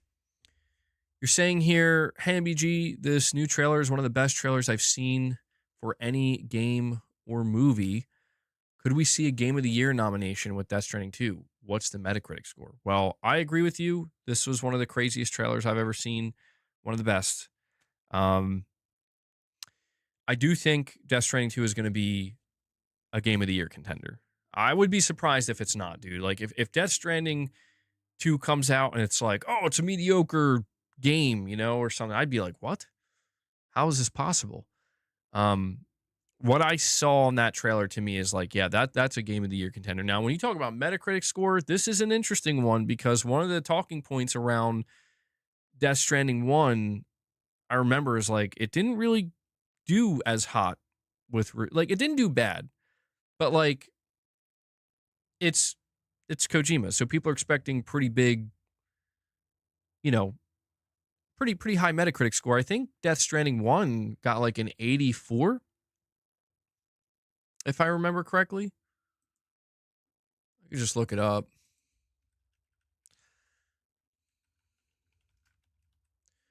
Death Stranding's Metacritic is an 82. Okay, so I was 2 points off. 111 critic reviews, an 82. It has a mixed user score of 7.4 with over 19,000 ratings. I think with what we're seeing with Death Stranding 2, I think it could reach a 90 on Metacritic. I do. I think that, again, I just get the vibe with Death Stranding 2 that this is Kojima with more time, able to more comfortably realize his vision and take his time with it, you know? I think there's going to be a lot more there. Just a lot more meat on the bone, if you will. I think there was a lot of meat on the bone with Death Stranding, to be clear. But I think there's going to be a lot more meat on the bone with this one. It's got an 85 for the director's cut. Okay. So, I don't know, man. I think this is going to be a 90 plus. I could see it. I'm not betting on it. You know, I'm not saying take it to the bank. I'm just saying I'm feeling really good, man. I'm feeling really, really good. I think Kojima's going to have some surprises up his sleeve with this game. Lux, you're saying we went from shitting on Death Stranding after it went to Xbox to now it's a Game of the Year contender. Go back to that stream and most called it a dead franchise. Listen, man, I was not part of that. I was not part of that, bro. I wasn't. You know this. I was one of the people out here saying, if you're on Xbox and you didn't play Death Stranding, you should play it. You should play it. I get where you're coming from, though. I see this, dude. I can't. Everybody's allowed to have their opinions, obviously. But, man, I am just not interested in. I want to hear people's opinions that are evaluating a game based on the game, not based on the logos associated with it. Now, it's okay if the logos influence some of your opinion. You know what I mean? Like, oh, I see a PlayStation Studios logo, so for me, I automatically lean a bit more towards, oh, okay, like you have more of my attention because a lot of the stuff that I played, not everything, but most of the stuff I played with PlayStation Studios logos, pretty damn good. Now, I think it can go the other way. You see a Microsoft Game Studios logo or whatever. I think, yeah. Oh, you guys are talking about Rich Rod, bro. I haven't seen him around. Yeah, right, bro. Rich Rod was like, "Where's Rich Rod now, man? Where you at, Rich Rod? This Kojima hating ass." I forgot about that, bro. Yeah, Rich Rod. Who's we? No, but in all seriousness, man, like my hype for Death Stranding, a portion of it is, okay, yeah, it's like it's a big PS5 game coming out this year that I can play on my PS5 Pro.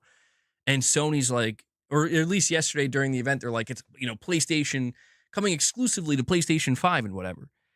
I just want to make it clear right now, dude, I wouldn't care if tomorrow they said this game's launching on PC and Xbox. My hype for it's going to be exactly the same. Okay? I want to make that clear. That's not me preparing for Sony to go third party and covering my ass. No, dude, I'm just saying, like, the only thing I care about with Death Stranding when it comes to PlayStation's involvement at this point is you guys gave Kojima the money he needed to make this game, right? And they're like, yes. I'm like, okay, good shit. That's all that matters. Like, you gave him the funding he needed.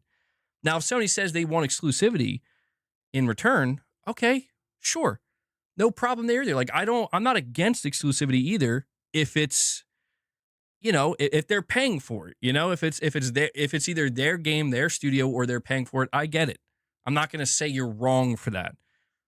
But at the same time, if they come out and they're like, yeah, we're just going to drop this everywhere and be like, I still think it's a game of the year contender. You know, it's sad the way people interpret some of the things that I do and say, or how aggressive some people get, where it's like, it reminds me of when Metal Gear Solid 3 was announced. Like, I did not give a shit about that game being multi-platform. And yet there were so many people hounding me and making fun of me and like jumping all over me. You're like, LOL, you're mad because it's not an exclusive. I'm like, what are you talking about? And you know what they're talking about? Because like a month prior, there was a rumor that claimed it was going to be exclusive. And I covered it in a news video. And they take that and they're like, oh, well, you're just mad because it's not exclusive. It's like, dude, I don't give a shit. Why would I be mad that more people are going to be able to play one of my favorite games of all time? Why would I be mad about that? It seems like those people need a reason to be upset that I'm not actually mad about that. Like, no, that can't be right. You got to be mad. So it's like, look, man, it's gotten completely nonsensical out here. Am I shouting? I'm sorry. Sometimes I do that. I get loud and my microphone's too close to my mouth. I just think it's getting nonsensical out here where it's like, dude, it's over. Like, it's like exclusivity. If you're not Nintendo, exclusivity doesn't really matter anymore. Because here's the thing. Here's the reality. I'm going to drop it on you right now. Sony could announce God of War going to Xbox tomorrow. They could announce Death Stranding going to Xbox tomorrow. It's not going to save Xbox. It's over, dude. It's been over. Now you can, the truth is Sony's probably just like, whatever. We're not going to waste our time putting games over there. It's over. You know? But this is what makes the next rumor we're going to talk about so interesting, because according to an Xbox insider, the next Xbox is actually going to be a PC. And this is where things get even more interesting, because people have been asking me for a while. They're like, MBG, what if Microsoft gets Steam on the next Xbox? And then basically any PlayStation game that goes to Steam is technically playable on an Xbox. And I'm like, yeah, that seems like that could happen.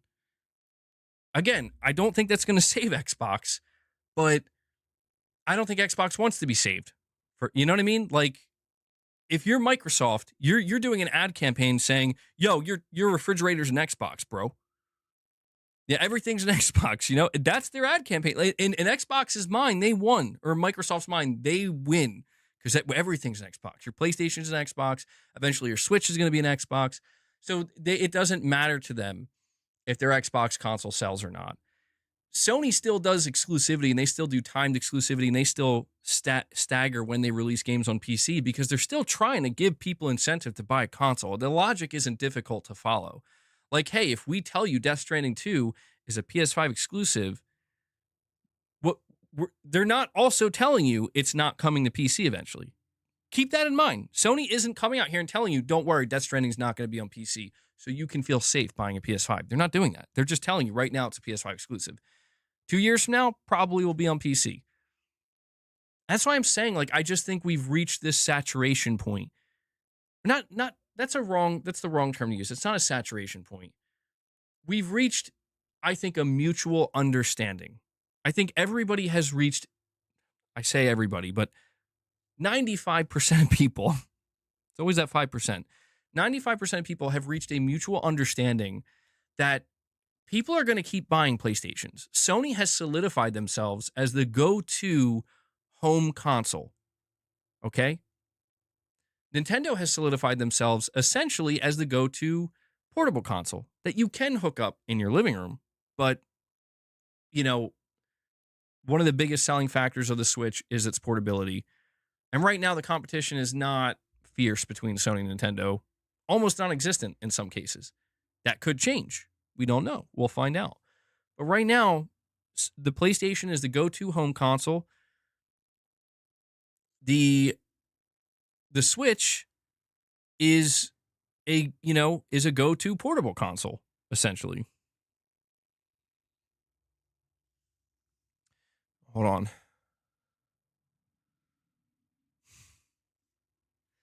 And so when you think about Xbox's place here, Xbox is the biggest gaming publisher out there right now. Yeah, they're going to have a piece of hardware, but it's not going to be a go-to for anything. It's just going to be a niche product for people who knew the Xbox brand as a console manufacturer and a console platform for the last 20 years and haven't moved on to PlayStation or haven't moved on to PC. And so I just, I think we're going to see Sony continue to support the console very, very aggressively. I don't think they're going to go back, getting back to that conversation. I don't think Sony's going to backtrack and be like, you know what, we're not doing PC releases. I don't think they're changing any of that. I think Sony, like I said, man, I think Sony's just going to continue to do exactly what they're doing. And I think there's no reason not to because it works. There's no reason not to because it works. You put out your games that you make or that you're partnered with exclusively for like a year, 2 years, however many years you want. Then you put them on PC, get what you can there from them. Your multiplayer games, day one on PC because they're multiplayer and you want the biggest possible player base as soon as possible. I think this makes sense.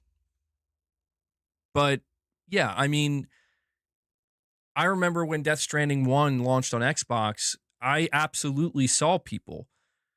And I get it. I get it. I saw people that are Xbox players and suddenly are like, "Oh, I'm interested in Death Stranding now." And these are people that I saw making fun of it, calling it like a walking simulator and everything. It's like, whatever, dude. Like, I'm not going to tell you not to try it now. You should.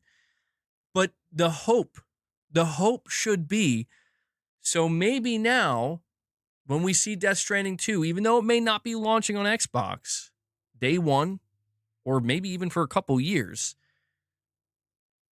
like I wonder, like I do wonder the people who waited for I don't say they waited for Death Stranding because we didn't know it was coming to Xbox, but when it dropped on Xbox, the people that were suddenly like, oh, this is great. We got a former PlayStation exclusive on Xbox now. Death Stranding 2 is not announced for Xbox. Like, I just wonder, like, how do you feel about it? My assumption is if you were excited about Death Stranding launching on Xbox, you're now going to be excited about Death Stranding 2. If you're not excited enough to go out and buy a PS5 and you're not interested in it, that's fine. If you want to take the approach of we'll wait for it, that's fine too. But the last thing I want to see are people who were, and it goes both ways, like it's PlayStation players absolutely violently with that violence, bro, violently being against all Xbox games and downplaying them. And I've also been part of that because the games that I downplay from Xbox, I think are not very good or not what we were led to believe they're supposed to be. Like, you just, people use the term keep the same energy. And it's like, I get it, man. I get it. And I'm tired of pretending that everybody involved in this, myself included, I'm not going to sit here and pretend that we've all kept the same energy. We haven't. It is true. Nobody's innocent. Everybody's got their skeletons in their closet. Yada, yada, yada. I'm beyond that shit because it's like, you know what? The only thing that matters now is let's do it better this time. Let's be better about it going forward. And I think now is especially the best time to do that because think about it, bro. Like,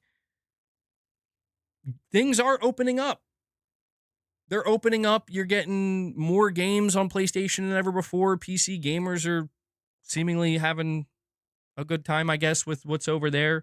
And Nintendo players are stoked about the Switch too. And listen, even if you're an Xbox player, I'm not going to sugarcoat it. I'm not going to lie to you. I'm not going to say if you're an Xbox player that, it's looking that great right now, but it's also not looking as bad as some people want to make it sound, because the reality is if you want to buy another Xbox, you're going to be able to. I can't promise that it's going to be exactly what you want it to be. I'm not Phil Spencer. I'm not trying to sell you on it. I'm just simply saying, if you prefer to play on Xbox, you prefer that controller, you prefer that ecosystem, you're going to have an opportunity to continue to play there come next generation. And so at the end of the day, I think that some people are losing out on a couple things here and there, but I don't know, man. I can't view it with this ultra pessimistic attitude anymore, because it just feels like things have changed, man. And I've been talking about that for a while. Doesn't matter where you play, just be sure to live in reality. Yeah. And I'm sorry, Sarf London Geezer, member for 9 months, says, hello from United Kingdom, Mr. and Mrs. MEG. Well, hello. Hello, Sarf London Geezer. I'm sorry I took a little bit to read that, but appreciate your support, bud. Isn't that a good thing, MEG? Gamers who once had a negative perception of the game and then evolving to be open to that game. Isn't that healthy for the industry? Yes, it is, actually. Yeah. That's why I'm Microsoft, please bring Crackdown 3 to PS5. Please. I'm willing to give it another chance. I'm just kidding. I'm kidding. Microsoft, please don't do that. I can safely say that's one game we don't need on PlayStation 5. But man, that would be funny, right? That'd be some good ass content right there.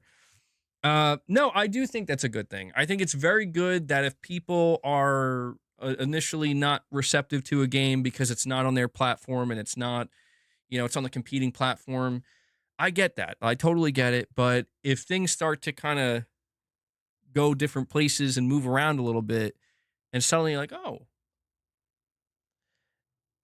yeah. So I actually understand what you're saying. What you're basically saying is, if you had a negative outlook on a game because it wasn't on your platform, and you maybe masked that negativity with, well, I think it looks bad. It looks like a garbage game. Like, to me, Starfield's the big one that I'm really curious to see what happens if Starfield, not because I care about, I will have the exact same energy for Starfield if it comes to PS5 tomorrow. I don't care about Starfield. I'm not touching that game. But it'll be really interesting to see, like, is the reception to Starfield when it launches on PS5 basically the same? Because it should be. Because I don't know. Or are we going to see more people kind of turn around and be like, you know what, actually, maybe Starflop isn't as bad as I thought it was. Starflop's pretty good on PS5. Like, I don't know. Are we going to see that? We've made a grave error, I think, collectively. I'm not necessarily pointing at everybody. What does it say on the shirt?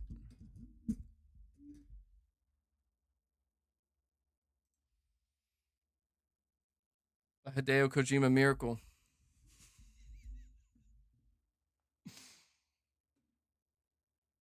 Though, is it wrong? Maybe a tad bit blasphemous, but is it wrong? MBG Starflop, bro, you're like, I'm not 40, man. Oh my God. Look, I know I look older. I think I have accelerated aging. I don't know what my biological age is, but I am 31. And I'm not calling it Starflop. I'm saying that's what other people called it. You know what I meant, bro. You know what I meant.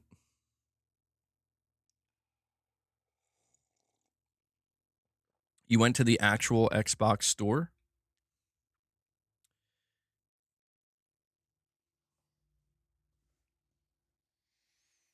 All right. What was I talking about?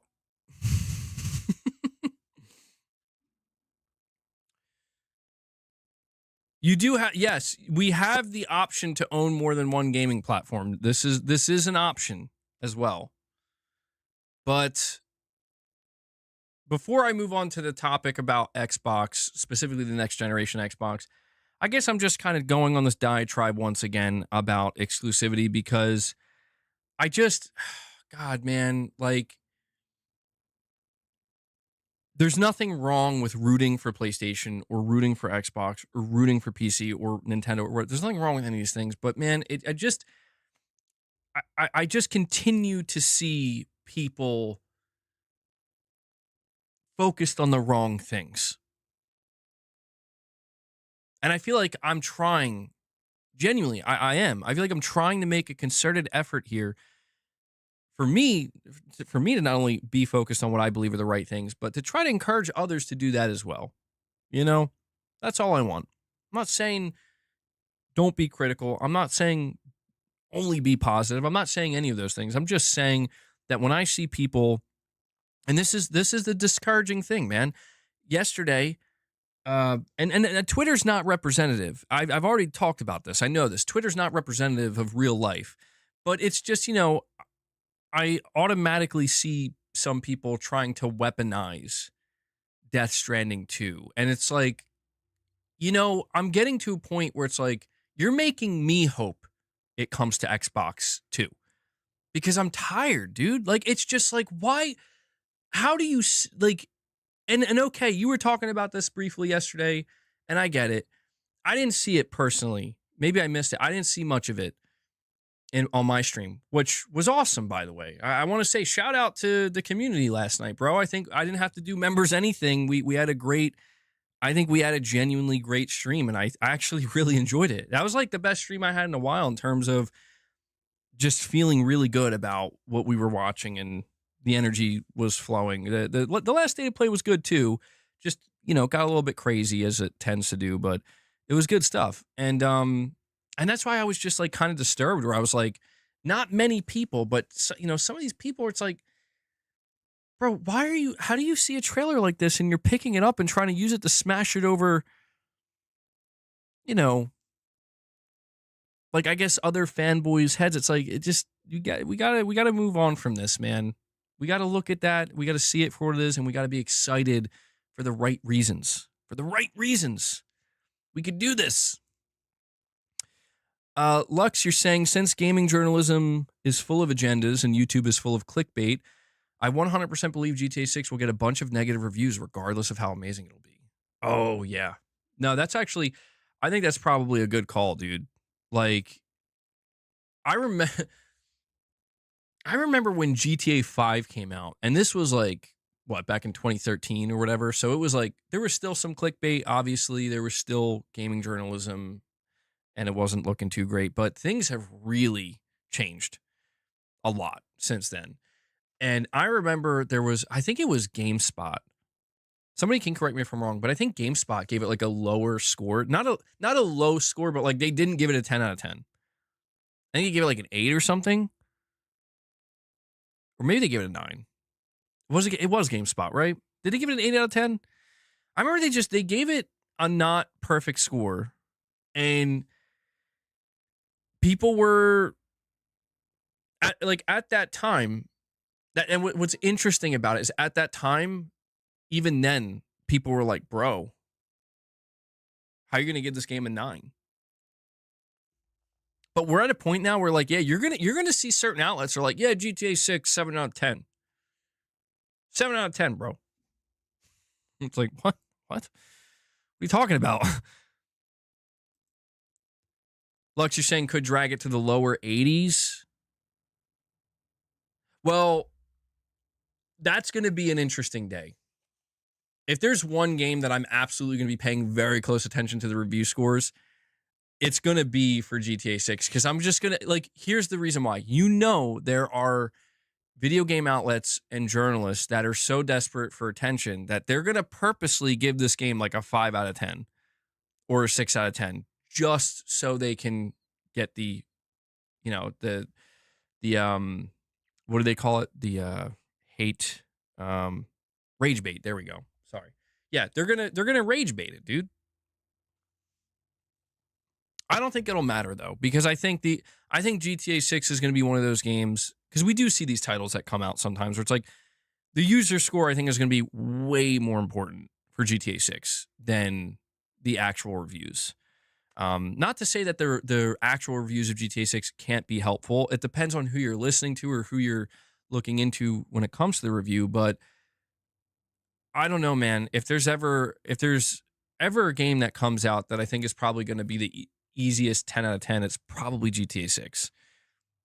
Like, honestly, I think it's going to be GTA 6, and that's why I'm just I'm going to, like, who's going to do it? Who's going to give GTA 6 a 6 out of 10? You know somebody's going to. Somebody's going to do it. John B., a member for 4 months, says, fortunately, it's pretty easy to spot genuine reviews. Yeah, I do that from time to time. When certain games launch, I go check the Metacritic and I kind of scroll down the list, and I'm always curious to see. I always look at the 10 out of 10s or hundreds out of 100. I look at who's giving that, and then I go all the way to the bottom and see who's giving the lowest scores. So I just kind of see, like, okay, here's what they're saying at the absolute high end. Here's what they're saying at the low end. And I kind of compare them. And then I, you know, like most things in life, the truth is probably somewhere in the middle, realistically. But, you know, it's like you go to, you know, you see like places like, you know, it's no shade towards them, but like PlayStation Lifestyle. Like, I like them. I use them a lot. Like, they do good reporting. Is it PlayStation Lifestyle? Sorry, PlayStation Universe, I think. One of these PlayStation websites that they review game, like when they review a PlayStation game, it's like it's why I don't really review games. You know what I mean? Because I have a PlayStation slant, and it's like I like to give my thoughts on games, like to give my impressions, but I don't like to like put it out there as like I'm giving a review. Because I mean, it's like, yeah, dude, I have a PlayStation branding on my channel. You know, it's like, why would I don't think I'm the best person to go to for like an unbiased review, because my bias is right there. It's like, yeah, dude, I've been waiting for this game for a long time. It's like, don't come to me for a Metal Gear Solid 3 Delta review. I know that sounds antithetical to what I should be doing. Like, please come watch me play it or talk about it. But I'm not going to be given like a full-blown, like, I'm going to give it a score. My score is a 10 out of 10. I can tell you right now, 10 out of 10. And everybody has their biases, you know? I guess what I'm trying to say here, man, is at the end of the day, and we've had this conversation numerous times, at the end of the day, you got to take reviews with a pinch of salt. I am a firm believer in you really won't know how you truly feel about a game unless you're willing to play it yourself. Now, it doesn't mean you can't use reviews as tools and as guidance, but I honestly, what I encourage people to do is go with your gut. That's what I do. Because I do that a lot. I go with my gut, and I'm rarely wrong. On occasion I am, but I'm rarely wrong or let down. Usually I can tell when I'm going to have some interest or I'm going to get something out of a game. And I don't need reviews to tell me that. You know, I don't need public opinion to tell me that. But going with your gut is, I think, the most surefire way to where, like, even if you don't like it, you at least you won't feel that bad, because it just means you saw something that you believed you would like, and it just fell flat, you know? But just in the same way that your gut will immediately tell you when you see a game, like, oh, no, that's not for me. I don't need to see reviews. I don't need to see any more of it. Like, I just know that game's not for me.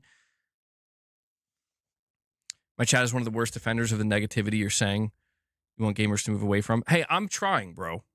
You got to admit, I'm trying. I'm trying to reform some of my chat. Not everybody. I do have to go on I have to get a little bit defensive here. There's a lot of people in my chat that I think are really not like that. And I see it. I see it, you know, all the time. People who are just being I would say like healthy gamers. But there are times where I do get some people, but to be clear, it's like, it's all over the place. It's like sometimes I get people who are being totally nuts about PlayStation. Sometimes people who are just being nuts and antagonistic about Xbox. And it's just like, I don't mind a little bit of, you know, a little bit of debating, a little bit of back and forth. This stuff can be good. But yeah, dude, it's just like when I start to see stuff that seems like it's basically like this is just a Twitter thread practically, like a Twitter thread where I see people arguing and yeah, I'm susceptible to that myself at times, you know. I'm susceptible to that myself at times. We're in the process of maturation and improving, We're improving. So, I'm going to keep pushing for that. I'm going to try my best anyway. I'm trying my best. I have my moments, you guys know that. Sometimes I just lose my shit. It happens. But generally speaking, I'm trying to not, man, it's hard. All right. It's hard. But I'm trying not to lose sight of what is most important. What is most important, we should be gathered here to express our interest and usually excitement for games, but also our concerns and our criticisms when that is applicable as well. And we should be able to do that in a reasonable enough way. Doesn't mean we have to be delusional and drown out all the noise. Doesn't mean we have to go nuts. I'm really just talking to myself right now. Anyway.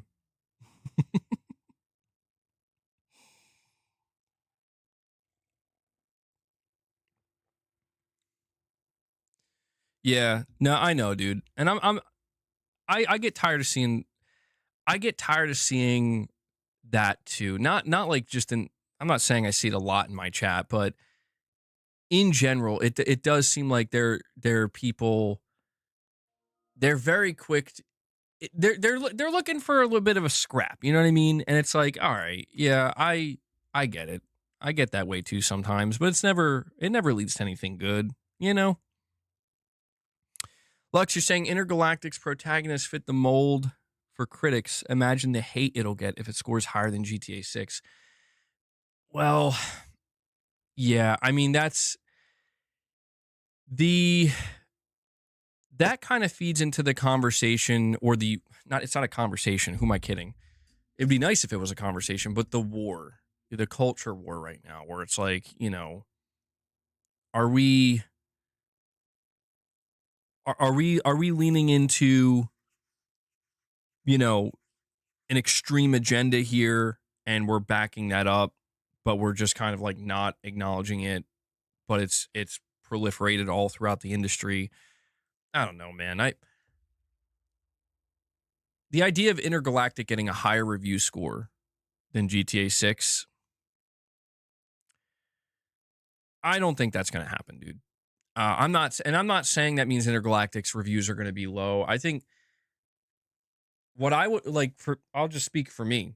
When Intergalactic's reviews come out, whenever that happens in 2026 or whatever, I'm not interested. Listen, I don't want to hear a single word about this woman's appearance. I want to, if they're going to talk about, if they're going to talk about the game, I want to hear about the gameplay. I want to hear about the mechanics. I want to hear about the story. I want to hear about the personalities of the characters and the dynamics that exist between them. And in the same way that I'm not interested in people who are hyper fixated on but did you see what she looks like? It's like, yeah, I did. And dude, come on. Can we move on now? I'm not it's fine. It's a valid opinion. I don't like the way the character looks or it's giving me a bad vibe. Whatever, dude. You're allowed to feel how you feel, but can we move on and focus on something else? And that's a problem with a lot of these conversations is people don't want to move on from that. No, it starts there and it ends there and it stays there. And it's like, well, why the fuck would I want to hear your opinion on anything then? You know what I mean? That's so one-dimensional.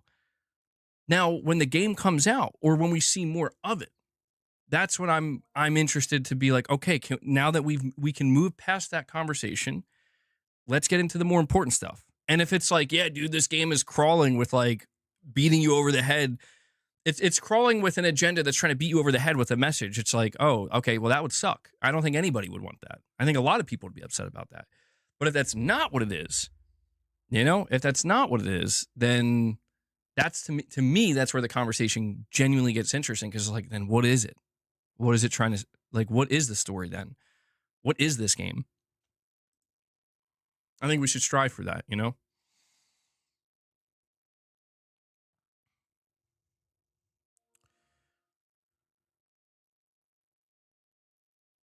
Uh, Hold on. Okay, you're saying point proven. Wait, in regards to what?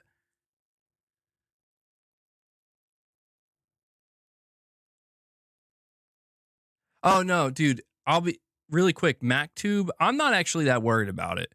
It's just something I think about naturally because I pay so close attention to the gaming industry. But no, dude, I'm not worried about like the reception or the sales of Death Stranding or Ghost of Yotei. I mean, all right. To be fair, with Ghost of Yotei, there I have expressed my concern with people basically jumping on a hate bandwagon for what I think to be the wrong reasons.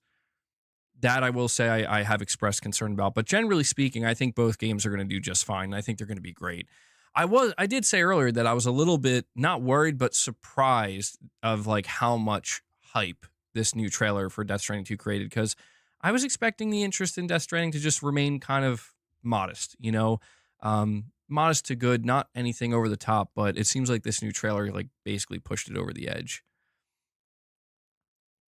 My analyzer, you're saying, I think that a full high power Steam Deck would completely upend the console market. Steam Deck already seems to be a smooth experience, and they would have the biggest backlog ever. That's an interesting take, my analyzer. I do disagree with that, though. I don't think it would upend the console market.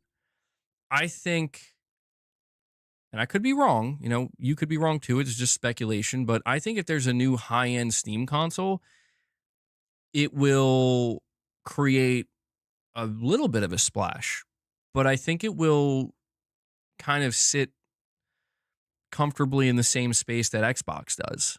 I don't think it would go too far beyond that. And the reason for this, because I know you're talking about the backlog and the library, it would depend on the marketing. Like if Valve released a Steam console and then leaned into the marketing of like, here are all the games that exist on PC that don't exist on your PlayStation right now, or something like that, or your Switch, that could be an interesting angle that could end up selling it. But at the same time, I don't think Valve's gonna.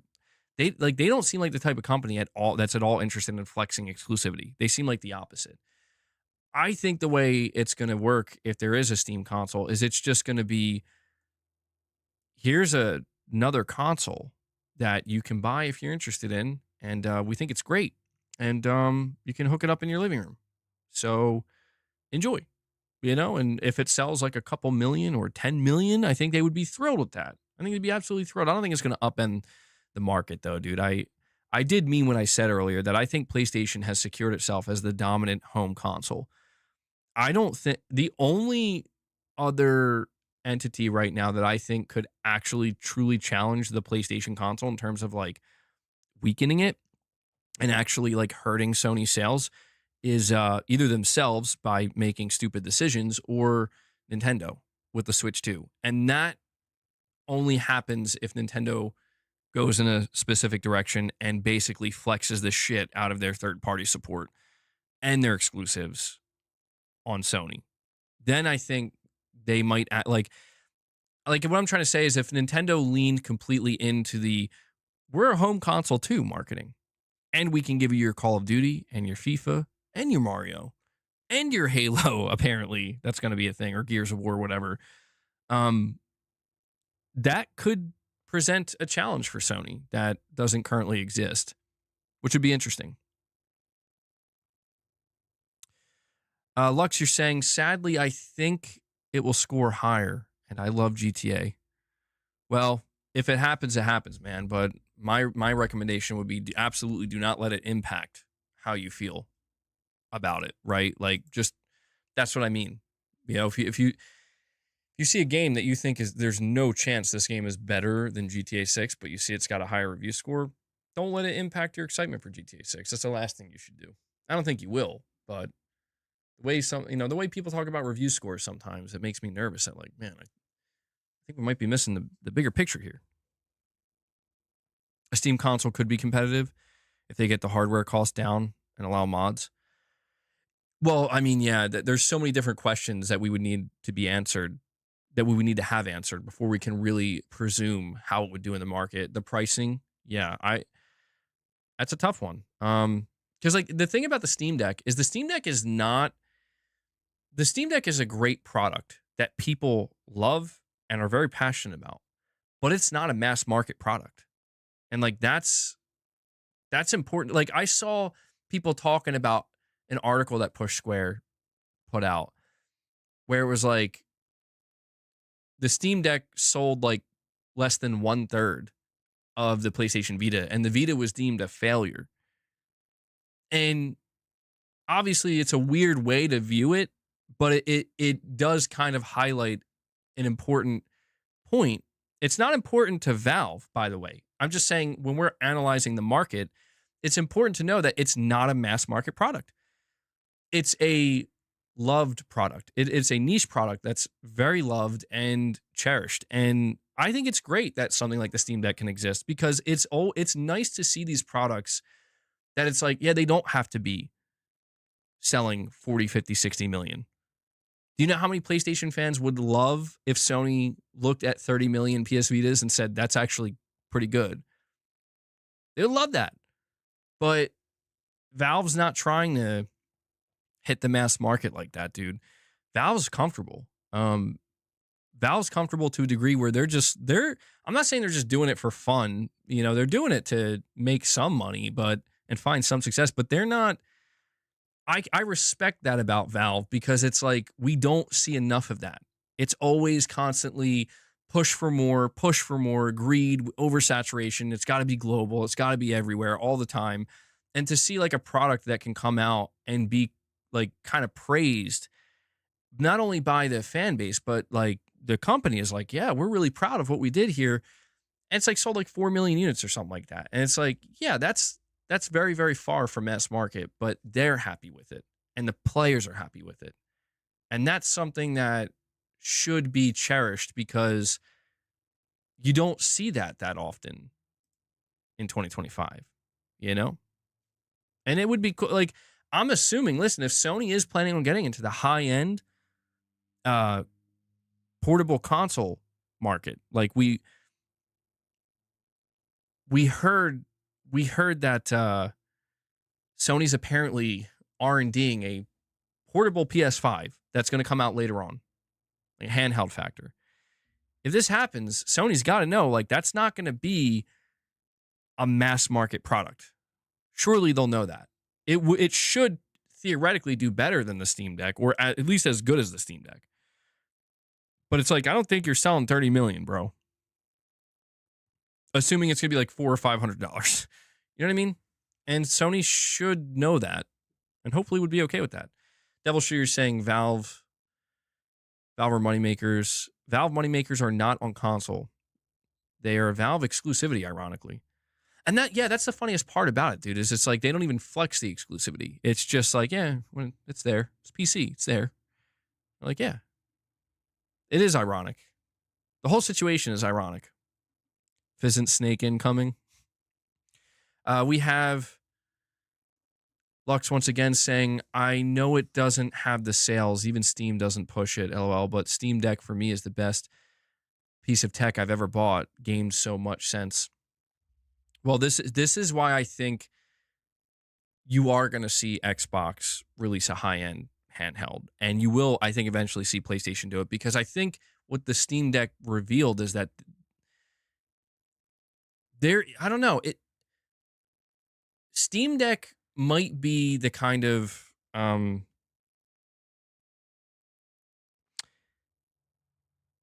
Steam Deck, I think, is opening the window, or did open the window, and now I think companies want to try to open the door, where it's like, so there are people buying this product? Like, yeah, not in mass, but it exists. It shows, I think, like a spark, essentially, that, you know, you're talking about companies at a time where they're looking for the next thing. You know, they're looking for the next thing. Like, what's going to be the next thing? It's not VR. You know, of course, there's AI, but what's going to be the next thing? And I think that some companies are thinking that maybe, given how things are evolving and how they're seemingly going to evolve in the next 3 to 5 years, like dedicated portable handhelds are the next thing. I'm not sold on that yet. I'm not convinced of that. Like, I think that if Xbox or Sony are going to get involved in this, thinking you're going to sell like tens of millions of units, I don't think that's going to happen. Maybe it could, but I think if they go in with just modest expectations, you know, it would be nice to have a hardware sector that is not utterly obsessed with global saturation, but instead is just focused on, and it can work that way. It's like low volume, high profit margins, just like the PS5 Pro. That can exist. It's a viable option, but you got to be willing to be okay with that as a, as a company. Sales aren't always everything, They definitely aren't. But we need a console that you can hug and snuggle when taking naps. Albert Wesker line, absolutely. You know it. All right. Speaking of hardware,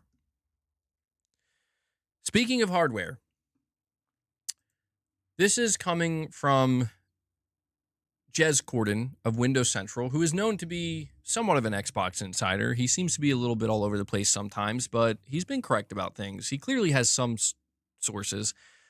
He says, if the info about Call of Duty is accurate about it launching on the next generation Xbox in 2026, there is no development kit right now. So like the idea that developers have already gotten the next gen Xbox dev kit, that's just not accurate. I mean, the whole idea of the next Xbox is that it's going to be a PC in essence, but with a TV-friendly shell that also has a specific set of specs in mind. So developers will be building for Windows PC in a way, but in such a way that they know exactly what the specs will be. So maybe the Call of Duty rumor could be right, but if it is, the dev kit talk is more about what kind of specs they've been told to target for the next Xbox, not about having an actual dev kit. But I'm pretty sure the hardware is not 2026. It's actually 2027. So this is what Jez Corden apparently is revealing. And so it gives us a completely different perspective, at least for me, a completely different perspective of how next gen is going to go down. Not completely different, but at least in terms of the timing, it gives me a completely different perspective. Lux, you're saying Steam Deck is basically a mini PC and also open. I've got PS1, 2, 3, 4 Switch and Xbox games on mine. Yeah, that's going to be that's the one thing that I'm curious to see when like Xbox comes out, or at least I guess more focused on PlayStation. When PlayStation comes out and says like, here's our new handheld, it's a portable PS5. I mean, yeah, they are going to have to compete with the Steam Deck, no doubt. And people will point out that if you get a Steam Deck, it's pretty open. You can kind of do, you do a lot on it. I wonder how Sony would handle that. Could pose a challenge. Guys, what are we thinking about Xbox basically being a PC in 2027? The next generation Xbox, it's going to be a PC in essence, but he says with a TV-friendly shell that has a specific set of specifications in mind. I'm trying to wrap my head around this because it's like,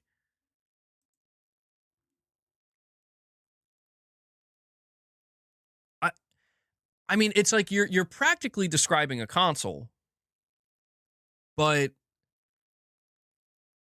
it is a bit confusing the way it's worded, right? Like, is the implication here that, so it's going to be a box that will go under your TV that will have a specific spec. So far, all of those boxes check off, that's a console, not a PC.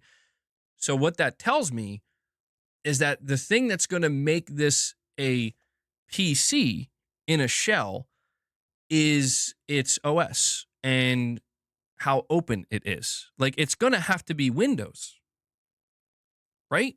Like that's what it's going to have to be, a Windows console essentially. That's the only way I can make sense of this. Maybe it'll be modular. I guess that's one way we could look at it, but I don't think they would do that. An open console. Most likely it'll be fully digital. Yeah, in my opinion, there's no chance it's not fully digital. No mods. Well, I mean, I don't know if it would just be like straight up like full Windows, right? Like it would have to be like a custom version of Windows, maybe. Sounds like a pre-built PC. It kind of does. It seems like it's really going to try to sell everybody on this kind of hybrid notion, which to me, that's not the surprising part here, by the way. I'm not surprised to hear that this is just going to be a PC in a shell. The surprising part to me is 2027. That's the surprising part to me. This is like the first time we're hearing from somebody who may be in the know that, like, no, they're targeting 2027. That to me kind of changes things a little bit. Lux, you're saying makes sense, easy for devs to make for just Nintendo, PlayStation, and PC. Yeah, I mean, it seems like what Microsoft may end up doing here is making development for this console, as easy as it possibly can be, because you're basically just developing for PC at the cost of good luck marketing this thing. You get what I'm saying? Xbox already runs on a custom Windows, does it? I guess that makes sense. Well, I don't know then. I mean, I guess maybe we'll have to wait for some clarification here, because it's just like, do you think it's the storefront? Do you think that's what it is? That's the big separating factor, maybe.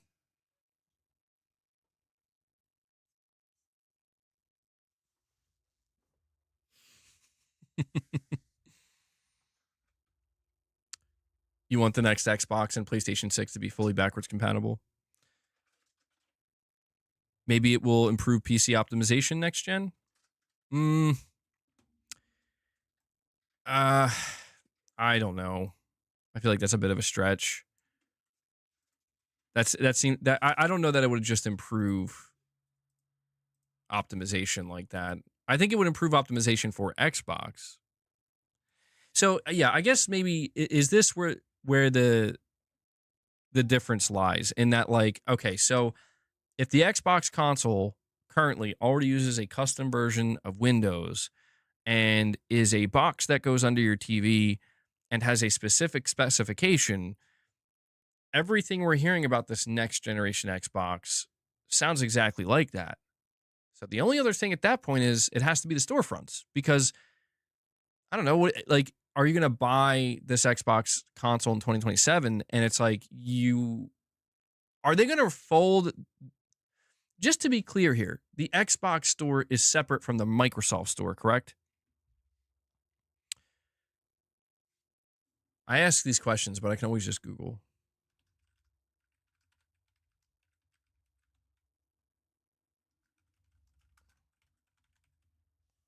I'm pretty sure they're separate, yeah.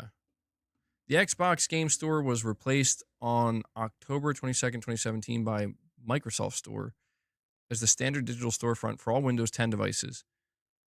The subsequent Series X and S consoles also... Oh, wait, hold on. No, they're not separate. Wait, what the fuck? Okay, now I'm just truly confused. So it's just going to be another Xbox, right? Like, I don't know. I'm just trying to figure out, like, maybe that's it. Maybe I'm overthinking it. I said it a moment ago. It's just going to be an open console. I guess that's it. Microsoft's going to say you can access other storefronts and stuff on this console. Because that at this point, that's all I got. You're not sure whether or not a disk drive would be available for the PS5 Pro. when it comes to the PS5 Pro and a disc drive, it seems like people are still, one day they're available, the next they're sold out. So, I don't. First step in dramatically reducing the time between generations, yearly or biannual upgrades moving forward, more akin to PC upgrades than traditional consoles. Lux says it's only for Game Pass subs who want it. Microsoft don't care. Yeah, and that's fine, but I'm just trying to figure out, like, how they're going to sell it, essentially. Like, there's got to be something, because I know that it's just going to be for the people who are still sub the Game Pass on Xbox, or just the people that still want to buy it for whatever reason. Now, I'm right there with you, Corey, dude. I don't want to go all digital either. Like, it's driving me nuts with this early access stuff. You know, somebody left a comment on my video earlier, by the way. It made me laugh a little bit there, but they're like, we're still crying about physical games. Like, just go all digital. I can't wait till we go all digital so I don't have to hear you guys crying anymore. It's like, bro, come on, man. Come on. Like, you can't, I'm not saying you can't be okay with digital only, but people got to know, like, going digital only is not beneficial for you. It's not beneficial for any of us. Like, that's the big thing here, dude. It's not good for the customer. If we all, like, if everybody just was like, you know what, we're totally fine, all of us, with the digital only future, you know, like, that's not going to be good for us. It's just not. Yeah, it's the digital early access. Well, Corey, I got to ask you, man, since Metal Gear is your most anticipated game, what are you doing with that? Because if you buy Metal Gear Delta, the digital deluxe, you get 3 days early access. Are you holding off on it? You're gonna double dip, maybe buy both? Because I'm really torn on that, dude. Like, I think I may end up just buying it twice. Dude, see, that's what I mean. Like, they're gonna totally exploit us. Beast mode, you're double dipping. Yeah, that's a tough one for me, man. I'm going to need that game physically, but I'm also going to need to not sit there. You're going to hold off? Oh, damn. More power to you. More power to you, Corey. Well, shit, I'll probably be here. I'll probably be here. Digital early access with my mullet.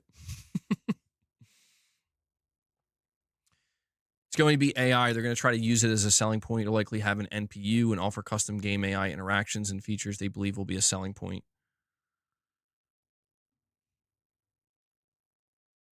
Yeah, I think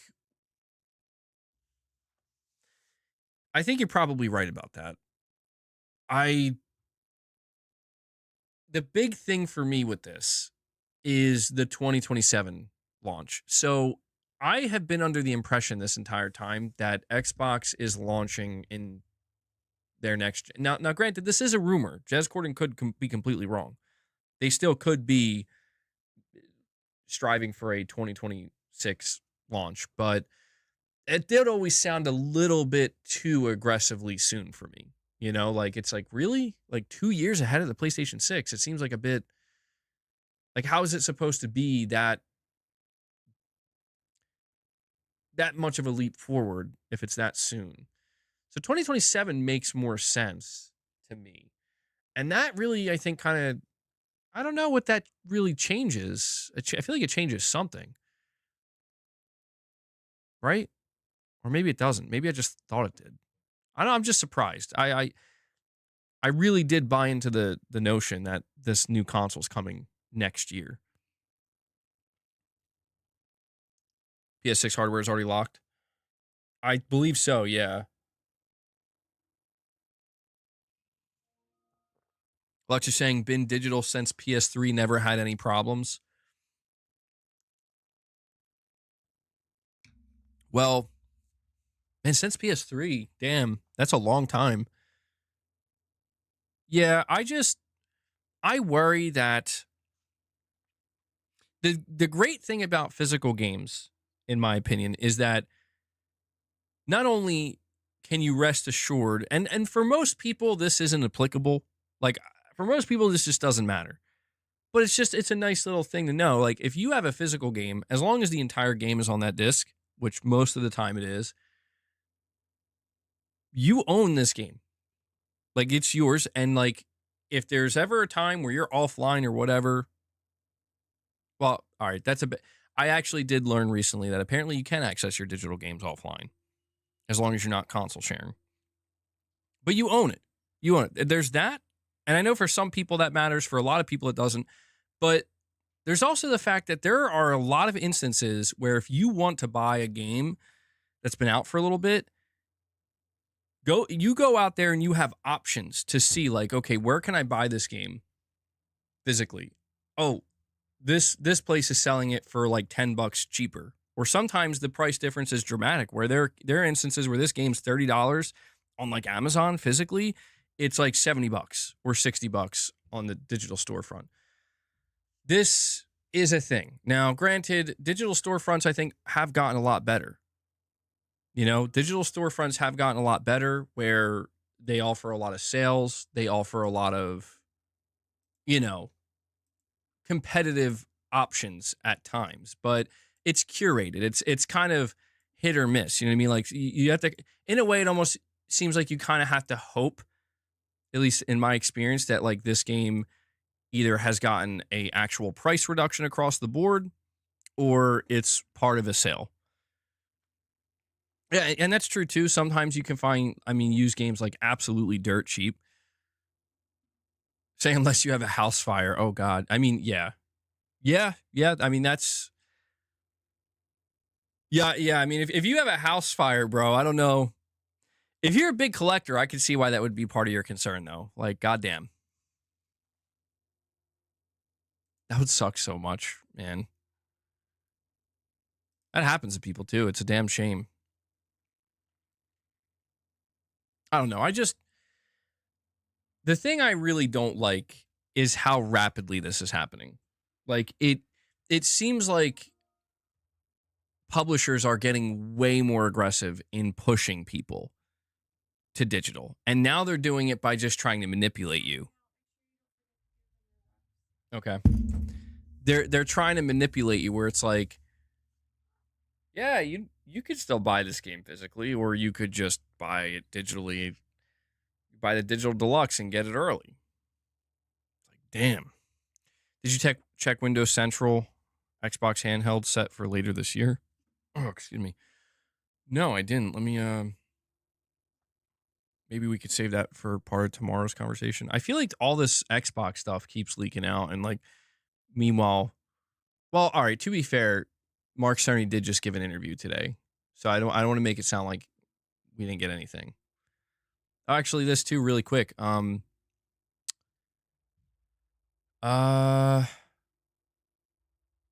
what? Bro. So, Indiana Jones and the Great Circle, being reported by Dia Labs, following our recent investigations, we're able to gather several pieces of information for the PS5 version of the game Indiana Jones and the Great Circle. According to our information, at least 2 physical editions of the game are planned, a standard edition and a premium edition. The availability of a collector's edition is still not confirmed on our side, so they are releasing this game physically. Okay. All right. Okay, good. That's good. The release date for the game is April 17th, 2025. The premium version will give you 2 days early access. Oh my God, bro. Yo, hold on. How much is the premium version?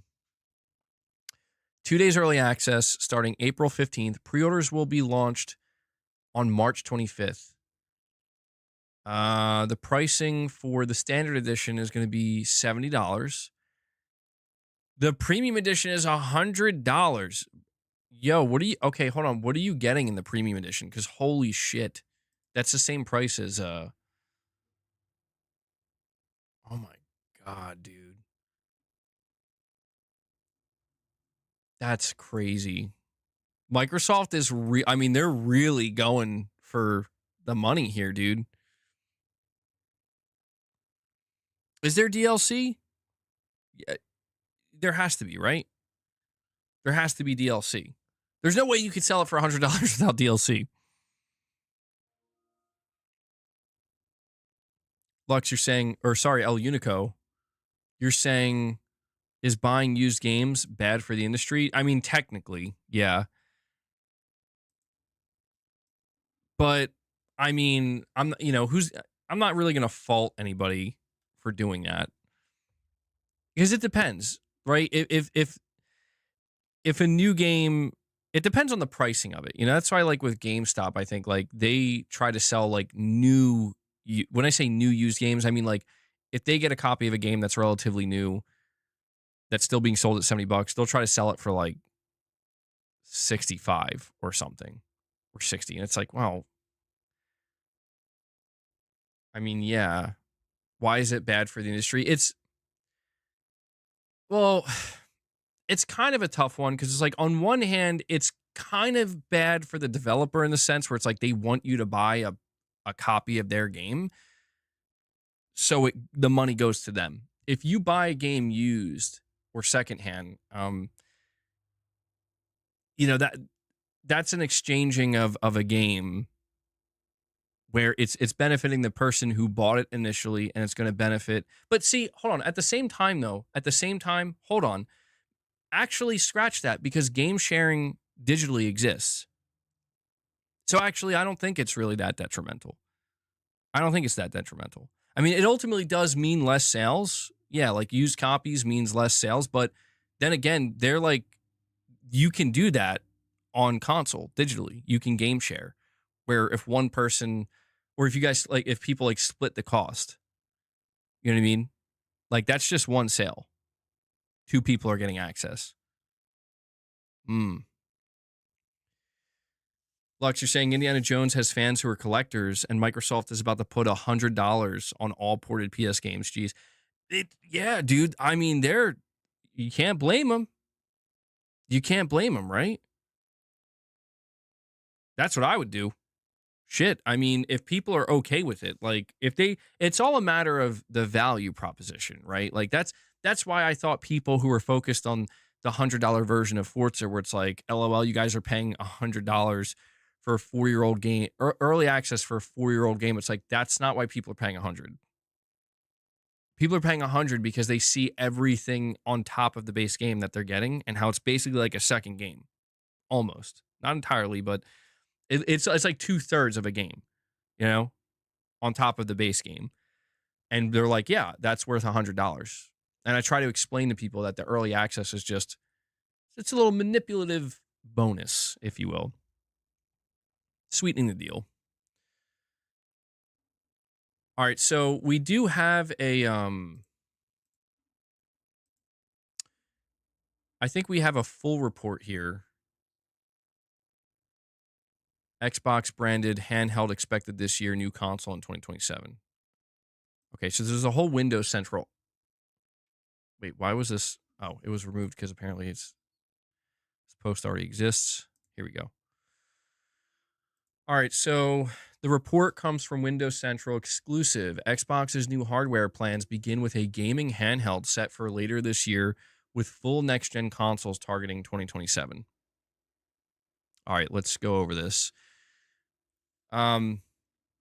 Before I do, I have to close a couple tabs, though. Give me one moment. Got too much going on here. Here's your first glimpse at Xbox's next-gen hardware plans, and some parts are being executed more quickly than you might think. The Xbox Series X and S generation has been a bit of an odd one. Microsoft's Xbox console hardware sell-through has declined quarter over quarter for some time, but Xbox's addressable monthly active user base has been skyrocketing, owing to the purchase of Activision Blizzard. Armed with mobile games like Diablo Immortal, Candy Crush, Saga, and Hearthstone, atop core games like Call of Duty, World of Warcraft, and Overwatch, Microsoft's future in gaming is all but guaranteed, but has been a little less clear.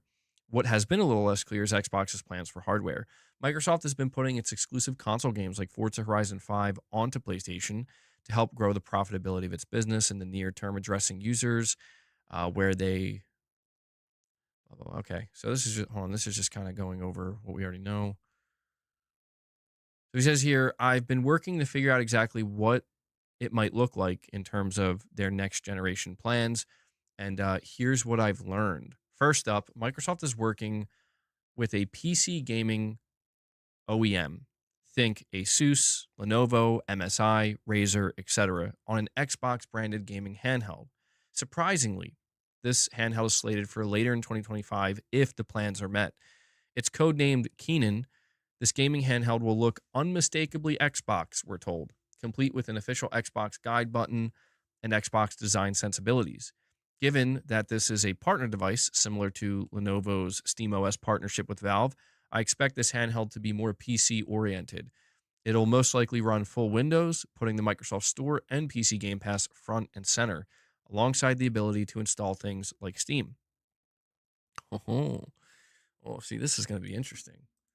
See, that right there, this is where things get very interesting with Sony, where it's like, so let me get this straight.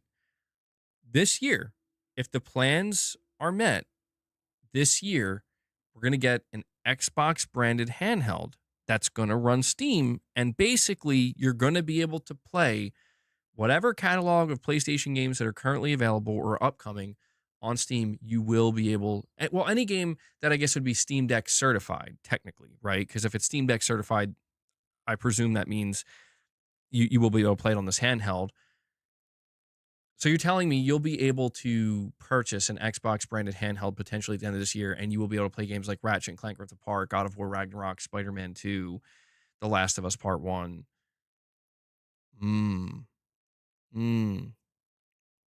I mean, if they are allowing full Windows access, yeah, you will be able to access Steam. Right? If I understand this correctly. Lenovo Legion Go with an Xbox logo? Is that what you're thinking this is basically going to be? You can play the games that are not certified as well. Yeah, I guess you're right. Nothing's like stopping you from playing it, but this to me is going to be,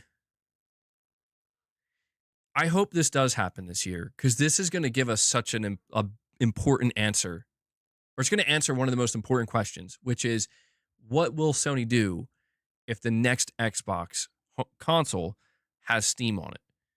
What Sony does and how they react to this Xbox handheld will essentially give us our answer. If they do nothing, then it means they don't care. Like, we're not porting our games to Xbox, but if Xbox finds some kind of way to circumvent that on their end, whatever.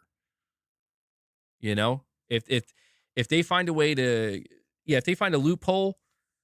But I don't know. Like, on the other hand, Sony might be like, oh, hell no. We ain't having, what's that I'm hearing? They're able to play Helldivers 2 on the portable Xbox or on the handheld Xbox? Oh, shit. But see, that's what's interesting is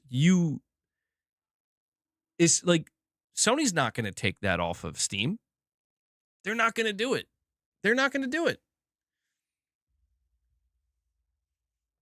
You already can on the Legion Go and ROG Ally. If I had to guess, isn't it more money for Sony? Well, that's what I mean, dude. Like, the question that Sony has to ask is, all right,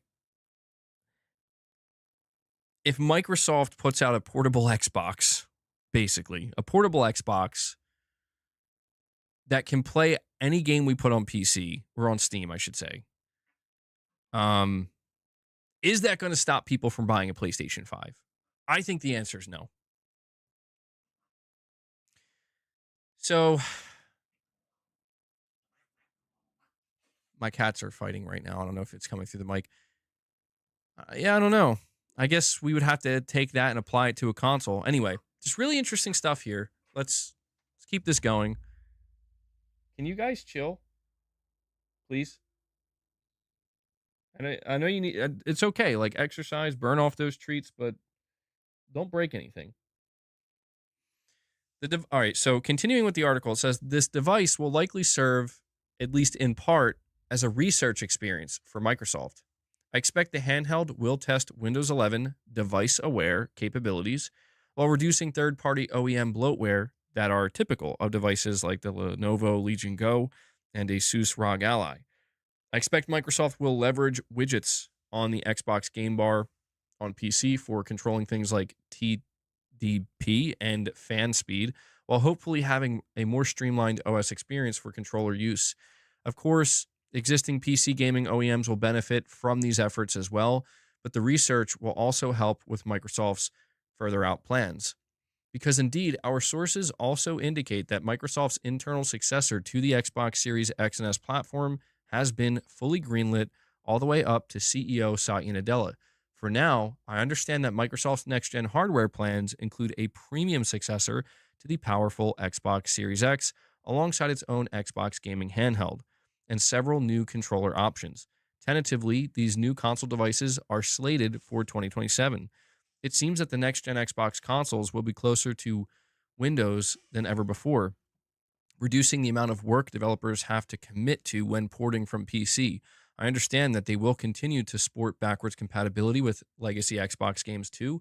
However, Xbox President Sarah Bond previously announced a project team specifically designed to promote backwards and forwards compatibility for existing Xbox games to that end. Xbox lead Phil Spencer has teased in previous interviews a desire to support third-party storefronts on Xbox hardware too, including platforms like the Epic Game Store, GOG, itch.io, and even Steam itself. There's every reason to presume AI will have a role to play next gen as well as Xbox cloud capabilities. And Microsoft's new controllers have direct to cloud to connectivity, from what I've been told. Well, hold on, wait. Microsoft's new controllers have direct to cloud connectivity, and more intelligently allows players to switch them between different devices. Okay, that's pretty cool. Of course, there are plenty of logistical issues to overcome with regards to some of these plans. Anyways, note that plans might change between now and 2027. Consider this a preview of what could come to pass as we wait for official reveals from Microsoft itself. Very, very interesting. So it seems like what we're looking at here is this year we're getting an Xbox handheld, and that Xbox handheld is essentially going to be a bit of a test bed for a couple of things that they're planning for their next console, and their next console is targeting supposedly 2027. Microsoft wants their hands in everything. Yeah, it seems that way. Are they importing the Xbox OS or making Windows better for handheld? I don't know. He didn't really clarify on that.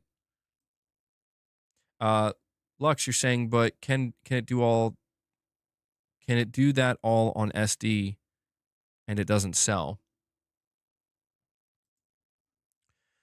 Well, I mean, the conversation we were having earlier about, like, really premium portable handhelds not really selling that great. Like, there is a niche market for it. This is going to be interesting because, I mean, it is apparently, as it's going to be unmistakably Xbox. So it's going to be Xbox's first time doing anything handheld. I wonder if it will give it some kind of edge. We don't know what the pricing of it's going to be. We can only assume it's going to be premium, considering that's what they all are. They're going to be, it's going to be quite expensive. I don't know, man. This is fascinating. Would anybody here be interested in a, let me ask you guys, like, does this sound appealing to you? Would you buy this?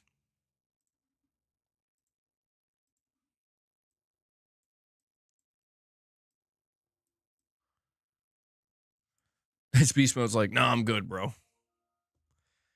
They might not allow future games to be on PC if the Xbox handheld can play them.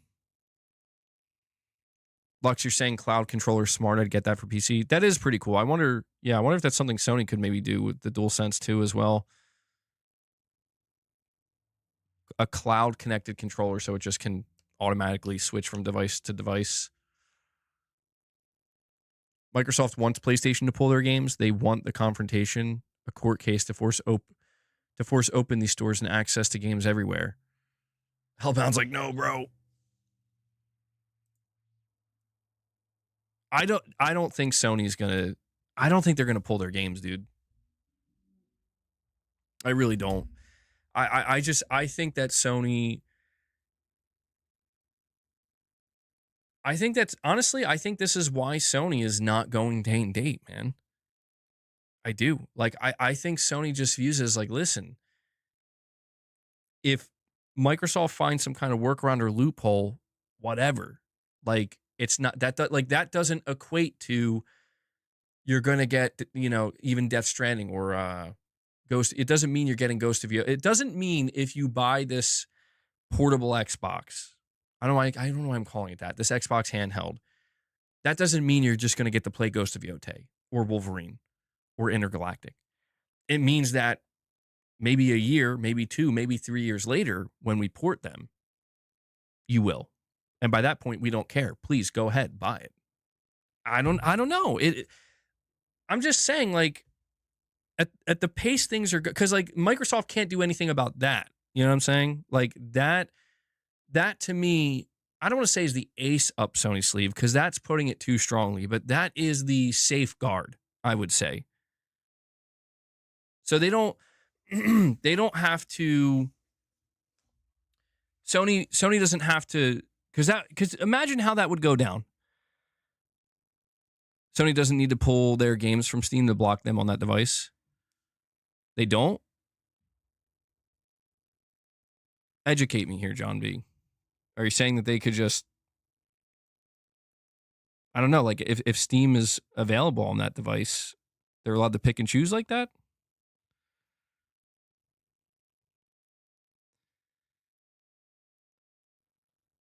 Sony could block that hardware from running their games like they did for GeForce Now on Xbox? Oh. Well, shit. Okay. I didn't even know that. Well, then there we go.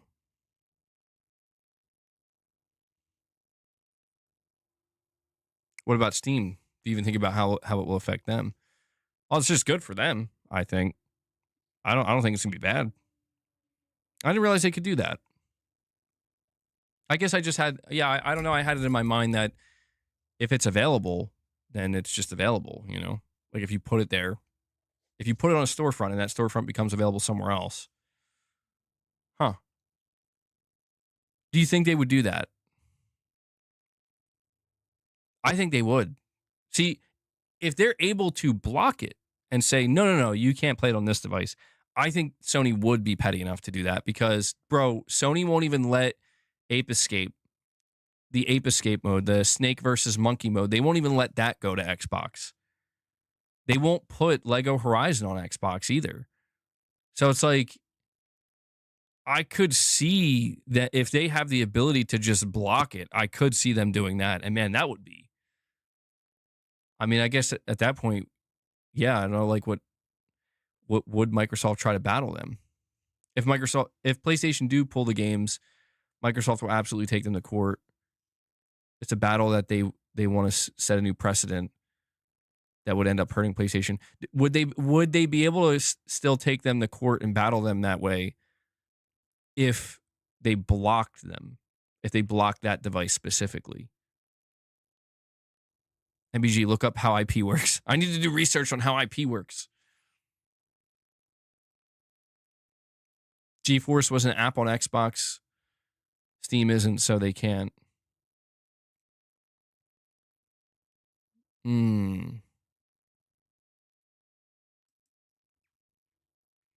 don't know. This gets a little bit messy, it seems. It's not about being petty. It's about protecting their IP. Yeah, true. True. That's true.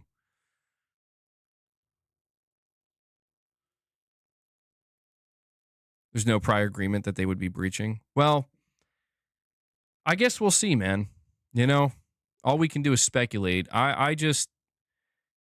My read on this ultimately is that based off of how protective, we'll use that word, how protective Sony has been when it comes to allowing certain things on Xbox, I would assume that Sony will take some type of action. Whatever they're able to do, they will do it when it comes to this Xbox handheld, only because of what I've seen thus far. Now, it is worth noting that Marathon is coming out, I think this year or sometime early next year, and that'll be an interesting one because Marathon will be releasing on Xbox, and that's a PlayStation-owned game. MLB releases on Xbox. That's a PlayStation-owned game. Maybe, it's hard to say, man, like where Sony draws the lines here. Yeah, I don't know how corporate litigation works entirely. I'm going to be honest. I don't really know. I'm not going to pretend to know, but I'm going to assume I'm going to get my answers, you know? I will assume that much. We're going to get my answers this year. We're going to find out. Shattered Glass 23 are saying lawsuit, lawsuit, lawsuit. Sony won't allow it, even with a Steam connection. They don't want to give Xbox anything, dude. They will block it, protect the IP. Hmm.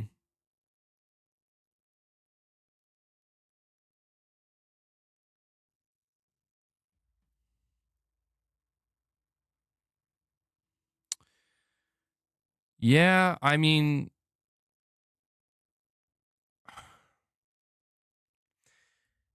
I think what it really boils down to, because like when you think about it, like Microsoft already caved, right? Like Microsoft is out here, they're like, bro, we're just putting everything on PlayStation now and Switch. So they've already made that decision, and that's only going to continue as the years go forward.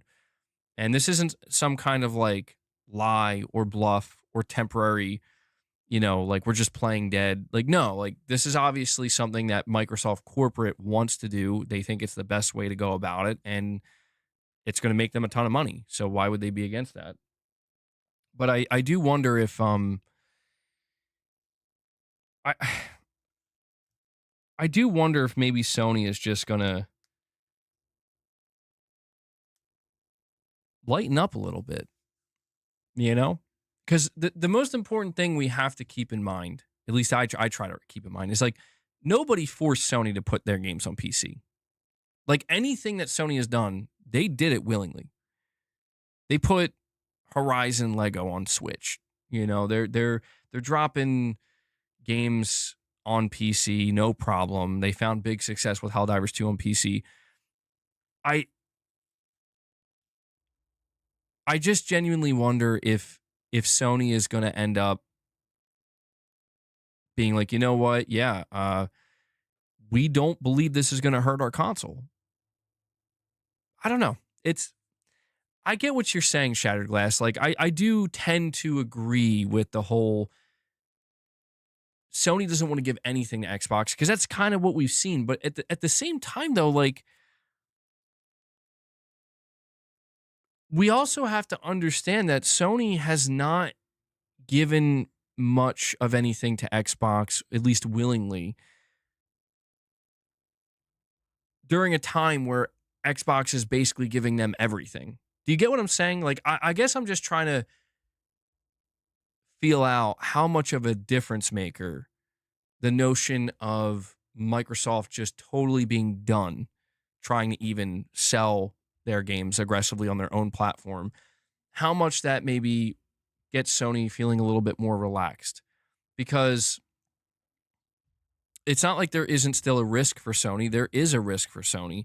The risk is, well, if you think that Microsoft really has just kind of thrown in the towel and they're just not a threat anymore, you don't want to be your own worst enemy, where it's like if you decide to become even more laxed about putting your games in other places, and maybe you do let these games be playable on an Xbox handheld and you're like, whatever, it's through Steam.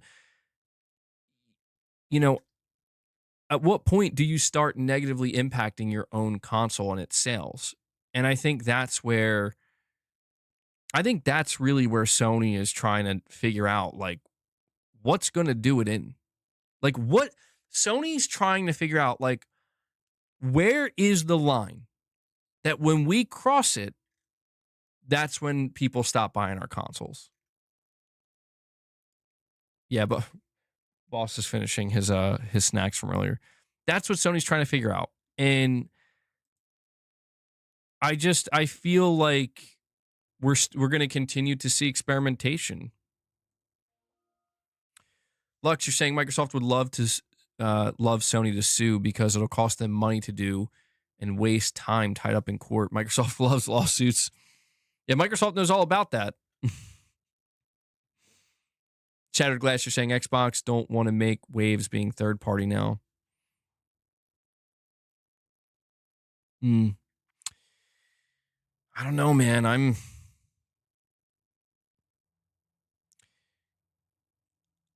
I think at the end of the day, all right, I think at the end of the day, Sony has gotten everything they could hope to get.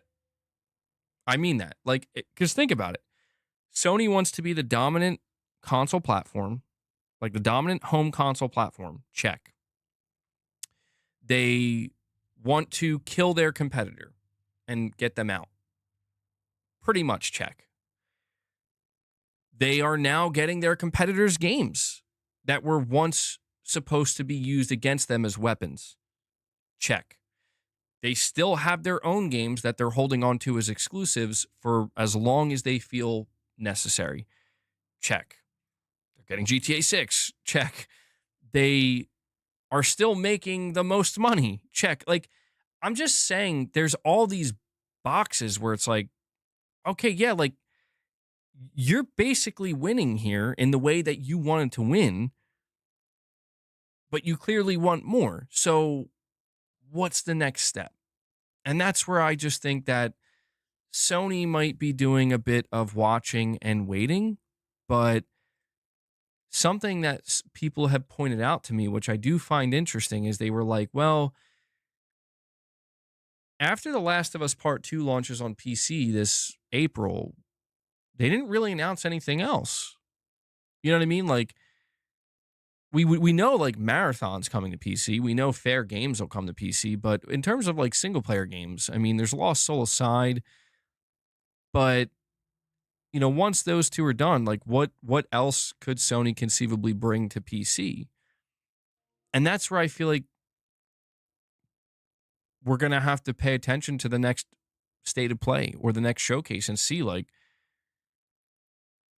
what does Sony have lined up for PC? Yeah, because I don't know if there was truth to that or not, but there was a rumor floating around that GT7 port was shelved or whatever, and it's because they're going to work on GT8 now. And Demon Souls, apparently the only reason that didn't come, from what we heard, if it's to be believed, that didn't come because of technical problems. Like they would have, but it was just a technical nightmare. So I don't. I mean, what options do they have? You know, like what games? I mean, at this point, it's just a matter of like. I mean, honestly, like what games? Like Astrobot? I don't think they're going to do that. Helldivers 2 is already on PC. I just think you're not going to. I think you're not going to see an announcement of PC games because now there's a whole second wave. Like this year, we're getting Death Stranding 2, we're getting Ghost of Yotei, and then maybe like sometime late in 2026, you'll get a Death Stranding 2 PC announcement, like a year later or something like that. You know, and then so on and so forth. Lux, you're saying Microsoft gets nothing from Sony games. Sony 70%, Steam 30%.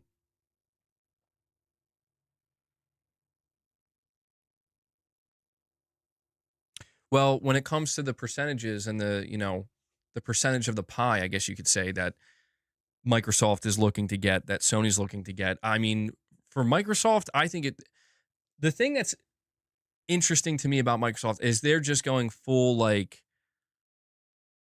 volume. You know what I mean? Like just tidal wave of so many games, a new game every quarter, basically, or at this point, like every month. And if we just put that everywhere, even if we aren't getting the full 100% rip, like you add up that 70%, and I think that's good enough for them. Sony has reaped the benefits, similar to Nintendo. Nintendo knows all about this. Sony has also reaped the benefits of like, man, can we get our own games to sell millions upon millions of copies and get 100% rip on, can we sell 15 million and get 100% rip on that? Microsoft would kill to do that.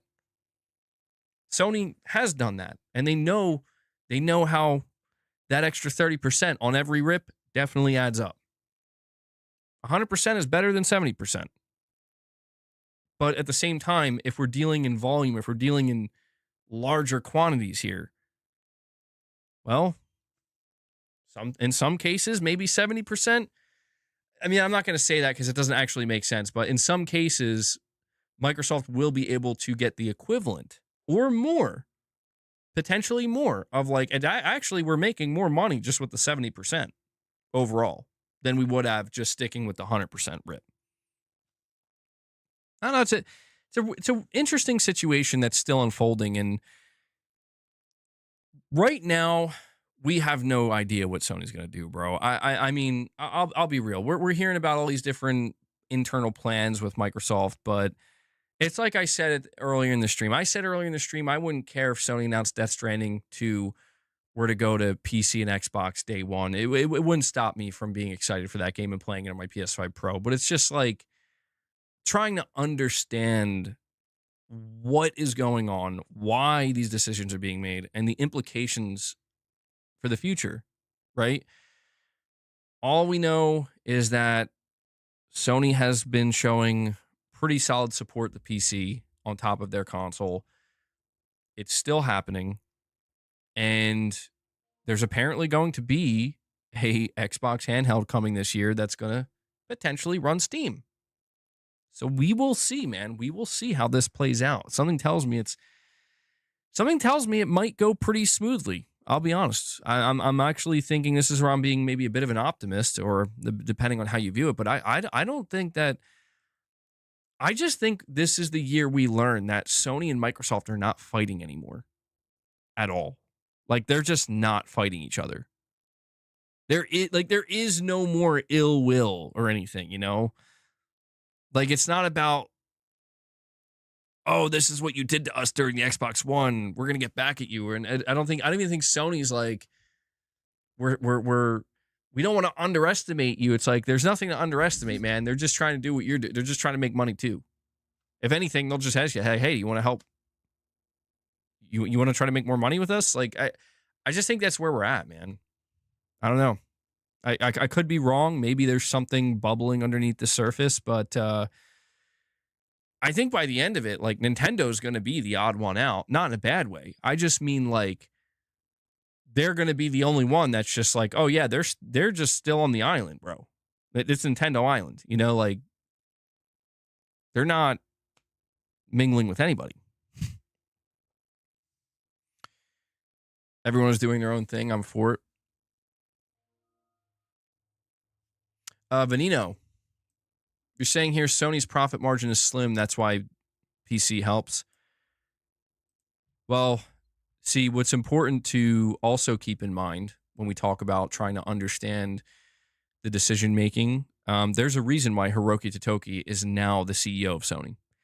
Because, yeah, Sony makes an enormous amount of money and revenue, but when it comes to profit, yeah, their margins are pretty slim, or they have been. And so Totoki is now the CEO because he's going to be the guy that's going to change that. And so that's why I just think that kind of having the mentality when it comes to wanting to try to predict what Sony and PlayStation are going to do is be prepared for anything, because when you're talking about chasing profit margins, I mean,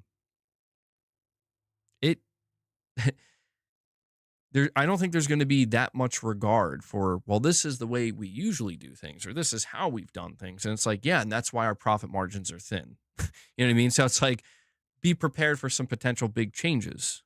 But, you know, that could come in the form of things like what we see with the PS5 Pro. Doesn't have to be anything dramatic per se, but yeah, you're right about that. That's why PC does help them. It's even Shuhei Yoshida said it's like printing money. Lux, you're saying if games work on Microsoft's handheld, it's a W for Sony, free money. I mean, that's where we got to ask ourselves, like, how does Hiroki Totoki look at it? How does Hideaki Nishino look at it? Do they look at that as like, this is a threat? You know, this is a threat. This is a risk. What are we doing? Or do they look at it as like, oh yeah, cool. We're still selling PS5s just fine. So, hell, if you pick up this Xbox handheld and you want to buy Last of Us Part 1 and Helldivers, have at it. Buy a PS5 too, but I don't know. That could be their mentality, dude. And would it be so bad? Probably not. Probably not. We just have to we always have to keep in mind that, and this is like the only thing I feel confident in stating. I mean really confident. Like planting a flag, even though we have new leadership, Hiroki Totoki, Hideaki Nishino, the only thing I feel confident in saying is that the console is still critically important to PlayStation's success. Not because I say so, but because it literally is. The PS5 generation has been the most profitable generation thanks to the PS5 and other things they've been doing alongside it. But I'm saying for Sony and their gaming business, the console really is. And I'm not saying this as like a console fanboy. It literally is still at the center of their money-making efforts, revenue and profit-wise. So what I feel confident in saying is that that's not changing unless next year there's some kind of just plummet in like nobody's buying consoles and numbers are, the charts are just, it's all downhill. Unless something like that happens, that's not going to change. And so I do still feel confident that any decision that they do make is going to be made with that in mind, that we can't just risk blowing up the console and making the console completely irrelevant because that's our money, that's our bread and butter, Microsoft can do that because that's like they bought massive publishers. If Sony bought massive publishers, that would be their bread and butter now, more than anything. And that's why it is for Microsoft, because that's exactly what they did. But, it's like I always say, if Microsoft was sitting at 75 million consoles sold, they wouldn't have bought Activision. There wouldn't have been a need to do that. They would have had the market share that they aimed for, and they would have focused on that. If PlayStation won, like many here claim, why would they be fearful of having their games on a platform everyone thinks won't sell many units? Well, see, that's what I mean. Like, I think PlayStation did win, and then it's just like, okay, like you won, but everybody's still going to proceed forward. Like Sony, you're going to proceed forward. You're going to continue to tackle the home console space, make your own games, have your own services, rake in the revenue, rake in the profits, right? And do what you can to increase profitability. Microsoft's going to do that same thing, but they're just going to do it by being a publisher now, first and foremost. They're going to do it in a very similar manner, not exactly the same, but in a similar manner that all the other major publishers are doing it. And they're going to benefit from what Sony's benefiting from. So it's kind of a symbiotic relationship in that way. And so to me, I don't think there's anything to fear, right? But I guess I'm just trying to keep in mind, like if I was in the boardroom at Sony, I don't know that I would be so, trigger happy, so to speak. Like I would be a little bit more conservative. Like I would say I do believe Microsoft is done. Like we won that battle. We won that war, right? That console war. And they're the next Sega now, basically, by going third party. But I would also keep in mind that, like, if we have plans to, I guess you could say, expand even further and open the floodgates a little bit more, right? And kind of do more of what we've been doing, but a little bit more aggressively, I would still tiptoe that because it's like, you don't know. I don't know. I don't know what could hurt PlayStation console sales. I don't know. Like I can assume, hey, if we decide to launch this, Wolverine day and date on PC, is that going to hurt PS5 sales? Like, I mean, it could. Like, should we risk that, or should we just should we just wait? Is it better to just wait? MVG is the worst winner the world has ever seen. You're saying not to entertain these narratives. PlayStation crushed. PlayStation stomped the throat of Xbox.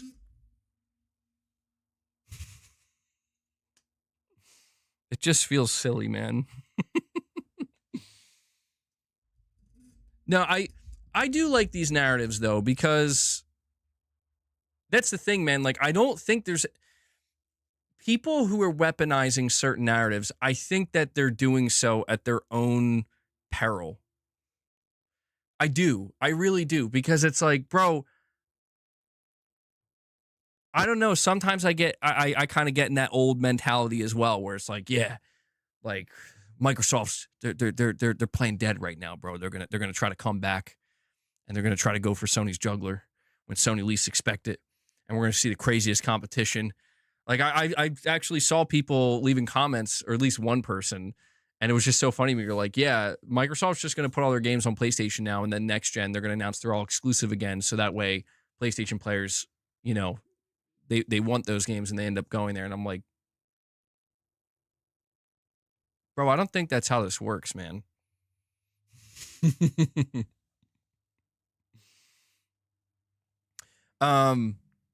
Antonio Lopes, I'm sorry to keep you waiting, buddy, with the super chat. You're saying blocking games on Steam to run on a Windows device, Xbox handheld will block games on all Windows devices.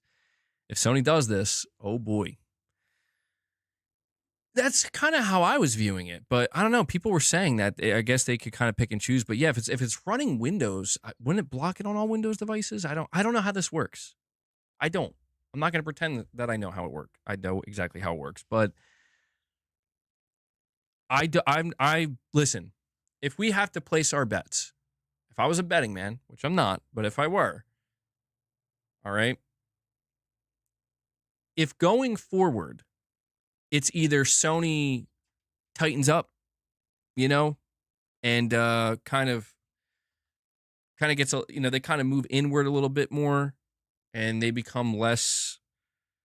They're not gonna expand as much on PC. They're not gonna be doing experiments like they did by putting Lego Horizon on Switch. They're gonna stop with this. If it's either that or they're gonna continue and maybe do even a little bit more, I'm placing my bets on they're gonna do a little bit more.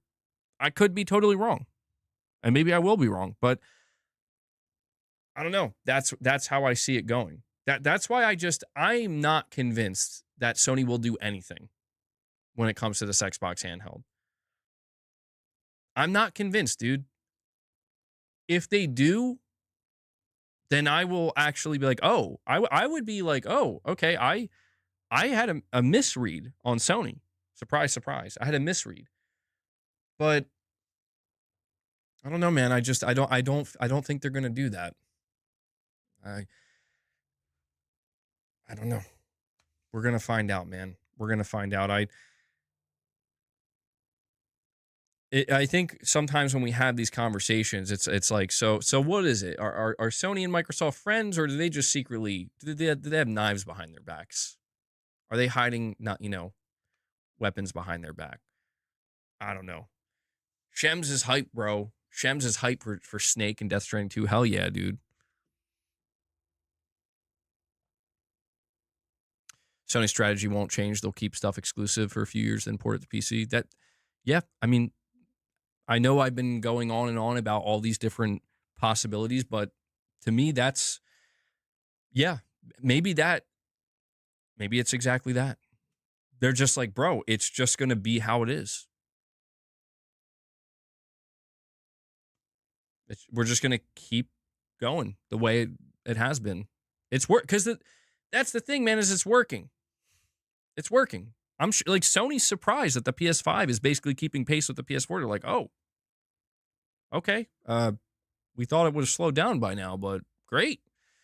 That's on top of putting all the shit on PC that they did. So from Sony's perspective, they're like, yeah, let's just keep going. Stay the course, bro. Stay the course. Will I buy the Xbox handheld? No, probably not, dude. I mean, it would depend on a lot of factors. The pricing more than anything. the capability, the pricing, the idea of an Xbox handheld sounds interesting to me just because it's like, they never did a handheld before. But right now it's more along the lines of I got to see what it can do first. Also because it's like, dude, I don't even have a PlayStation Portal yet. I've been saying I'm going to get that for a long time, and I don't know. I don't know. Even if like Sony dropped a really expensive PlayStation handheld, I don't know that I could justifiably, like, I could buy it justifiably for the channel, but it's like, yeah, I'm going to punish myself. I'm going to buy it and specifically play Crackdown 3 on it. I do want to get a Portal though at some point and try that out. I don't leave my house enough, I think, to justify expensive handhelds, but we'll see. And Lux, you're saying PC players who want day one Sony games already own a PlayStation. It's why the Sony PC games launch sales are so bad, in my opinion. Helldivers 2 is different because it was day and date on both. Yeah, I really do wonder what Sony thinks of Helldivers 2, because it did do better on PC than it did on PlayStation. But most of everything else that Sony does better on PlayStation than it does PC. So I think it's going to be more along the lines of like,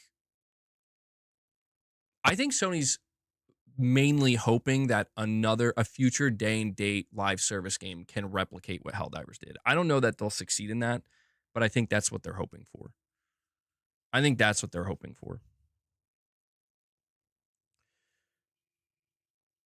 Interesting times ahead, dude, between Sony and Microsoft. I think Sony overall is in a position of strength.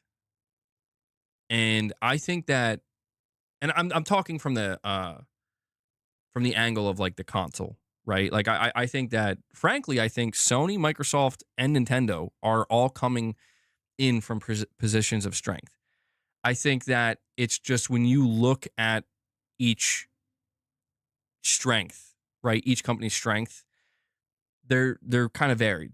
They're pretty different. I think that Sony's greatest strength right now is they have successfully, like I said, they've established themselves as the dominant home console platform and just one of the more dominant platforms in the industry. And they're continuing to grow it. They're continuing to find success, regardless of the mistakes that they make and the roadblocks, and certainly some of the times that they've hurt themselves needlessly. You could argue they could have made even better progress. But I think Sony's coming in from a position of real strength. And that momentum, I think the momentum's still there. I mean, I kind of got that vibe with Death Stranding 2 and you know, Soros being announced and realizing that we still are going to be looking forward to seeing Ghost of Yotei revealed. I think there's a lot going for Sony. And I think that basically what they need to focus on is kind of staying the course, reaping the benefits of obviously all the things that they've been benefiting from, but even more so with more Xbox games coming, things like GTA 6, just staying the course, learning from their mistakes, hopefully making better choices when it comes to live service going forward. And I think if they do that and they continue to prioritize their hardware and their console base, I think Sony's going to just continue to climb.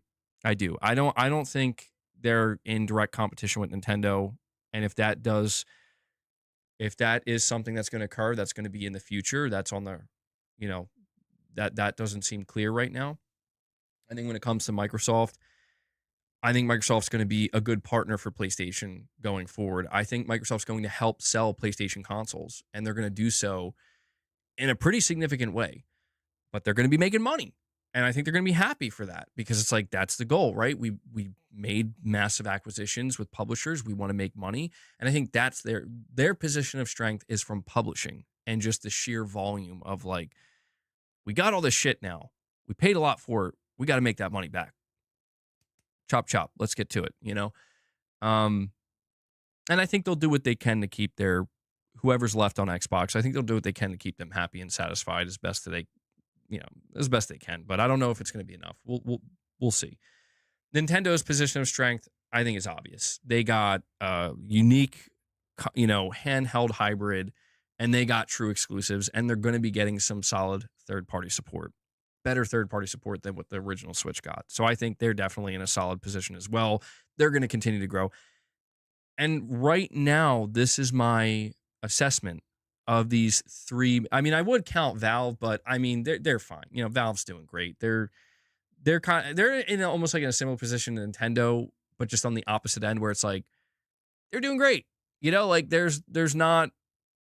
It's fine. They're just continuing to rake in the money, running their storefront, doing their thing with the Steam Deck. It's all great. So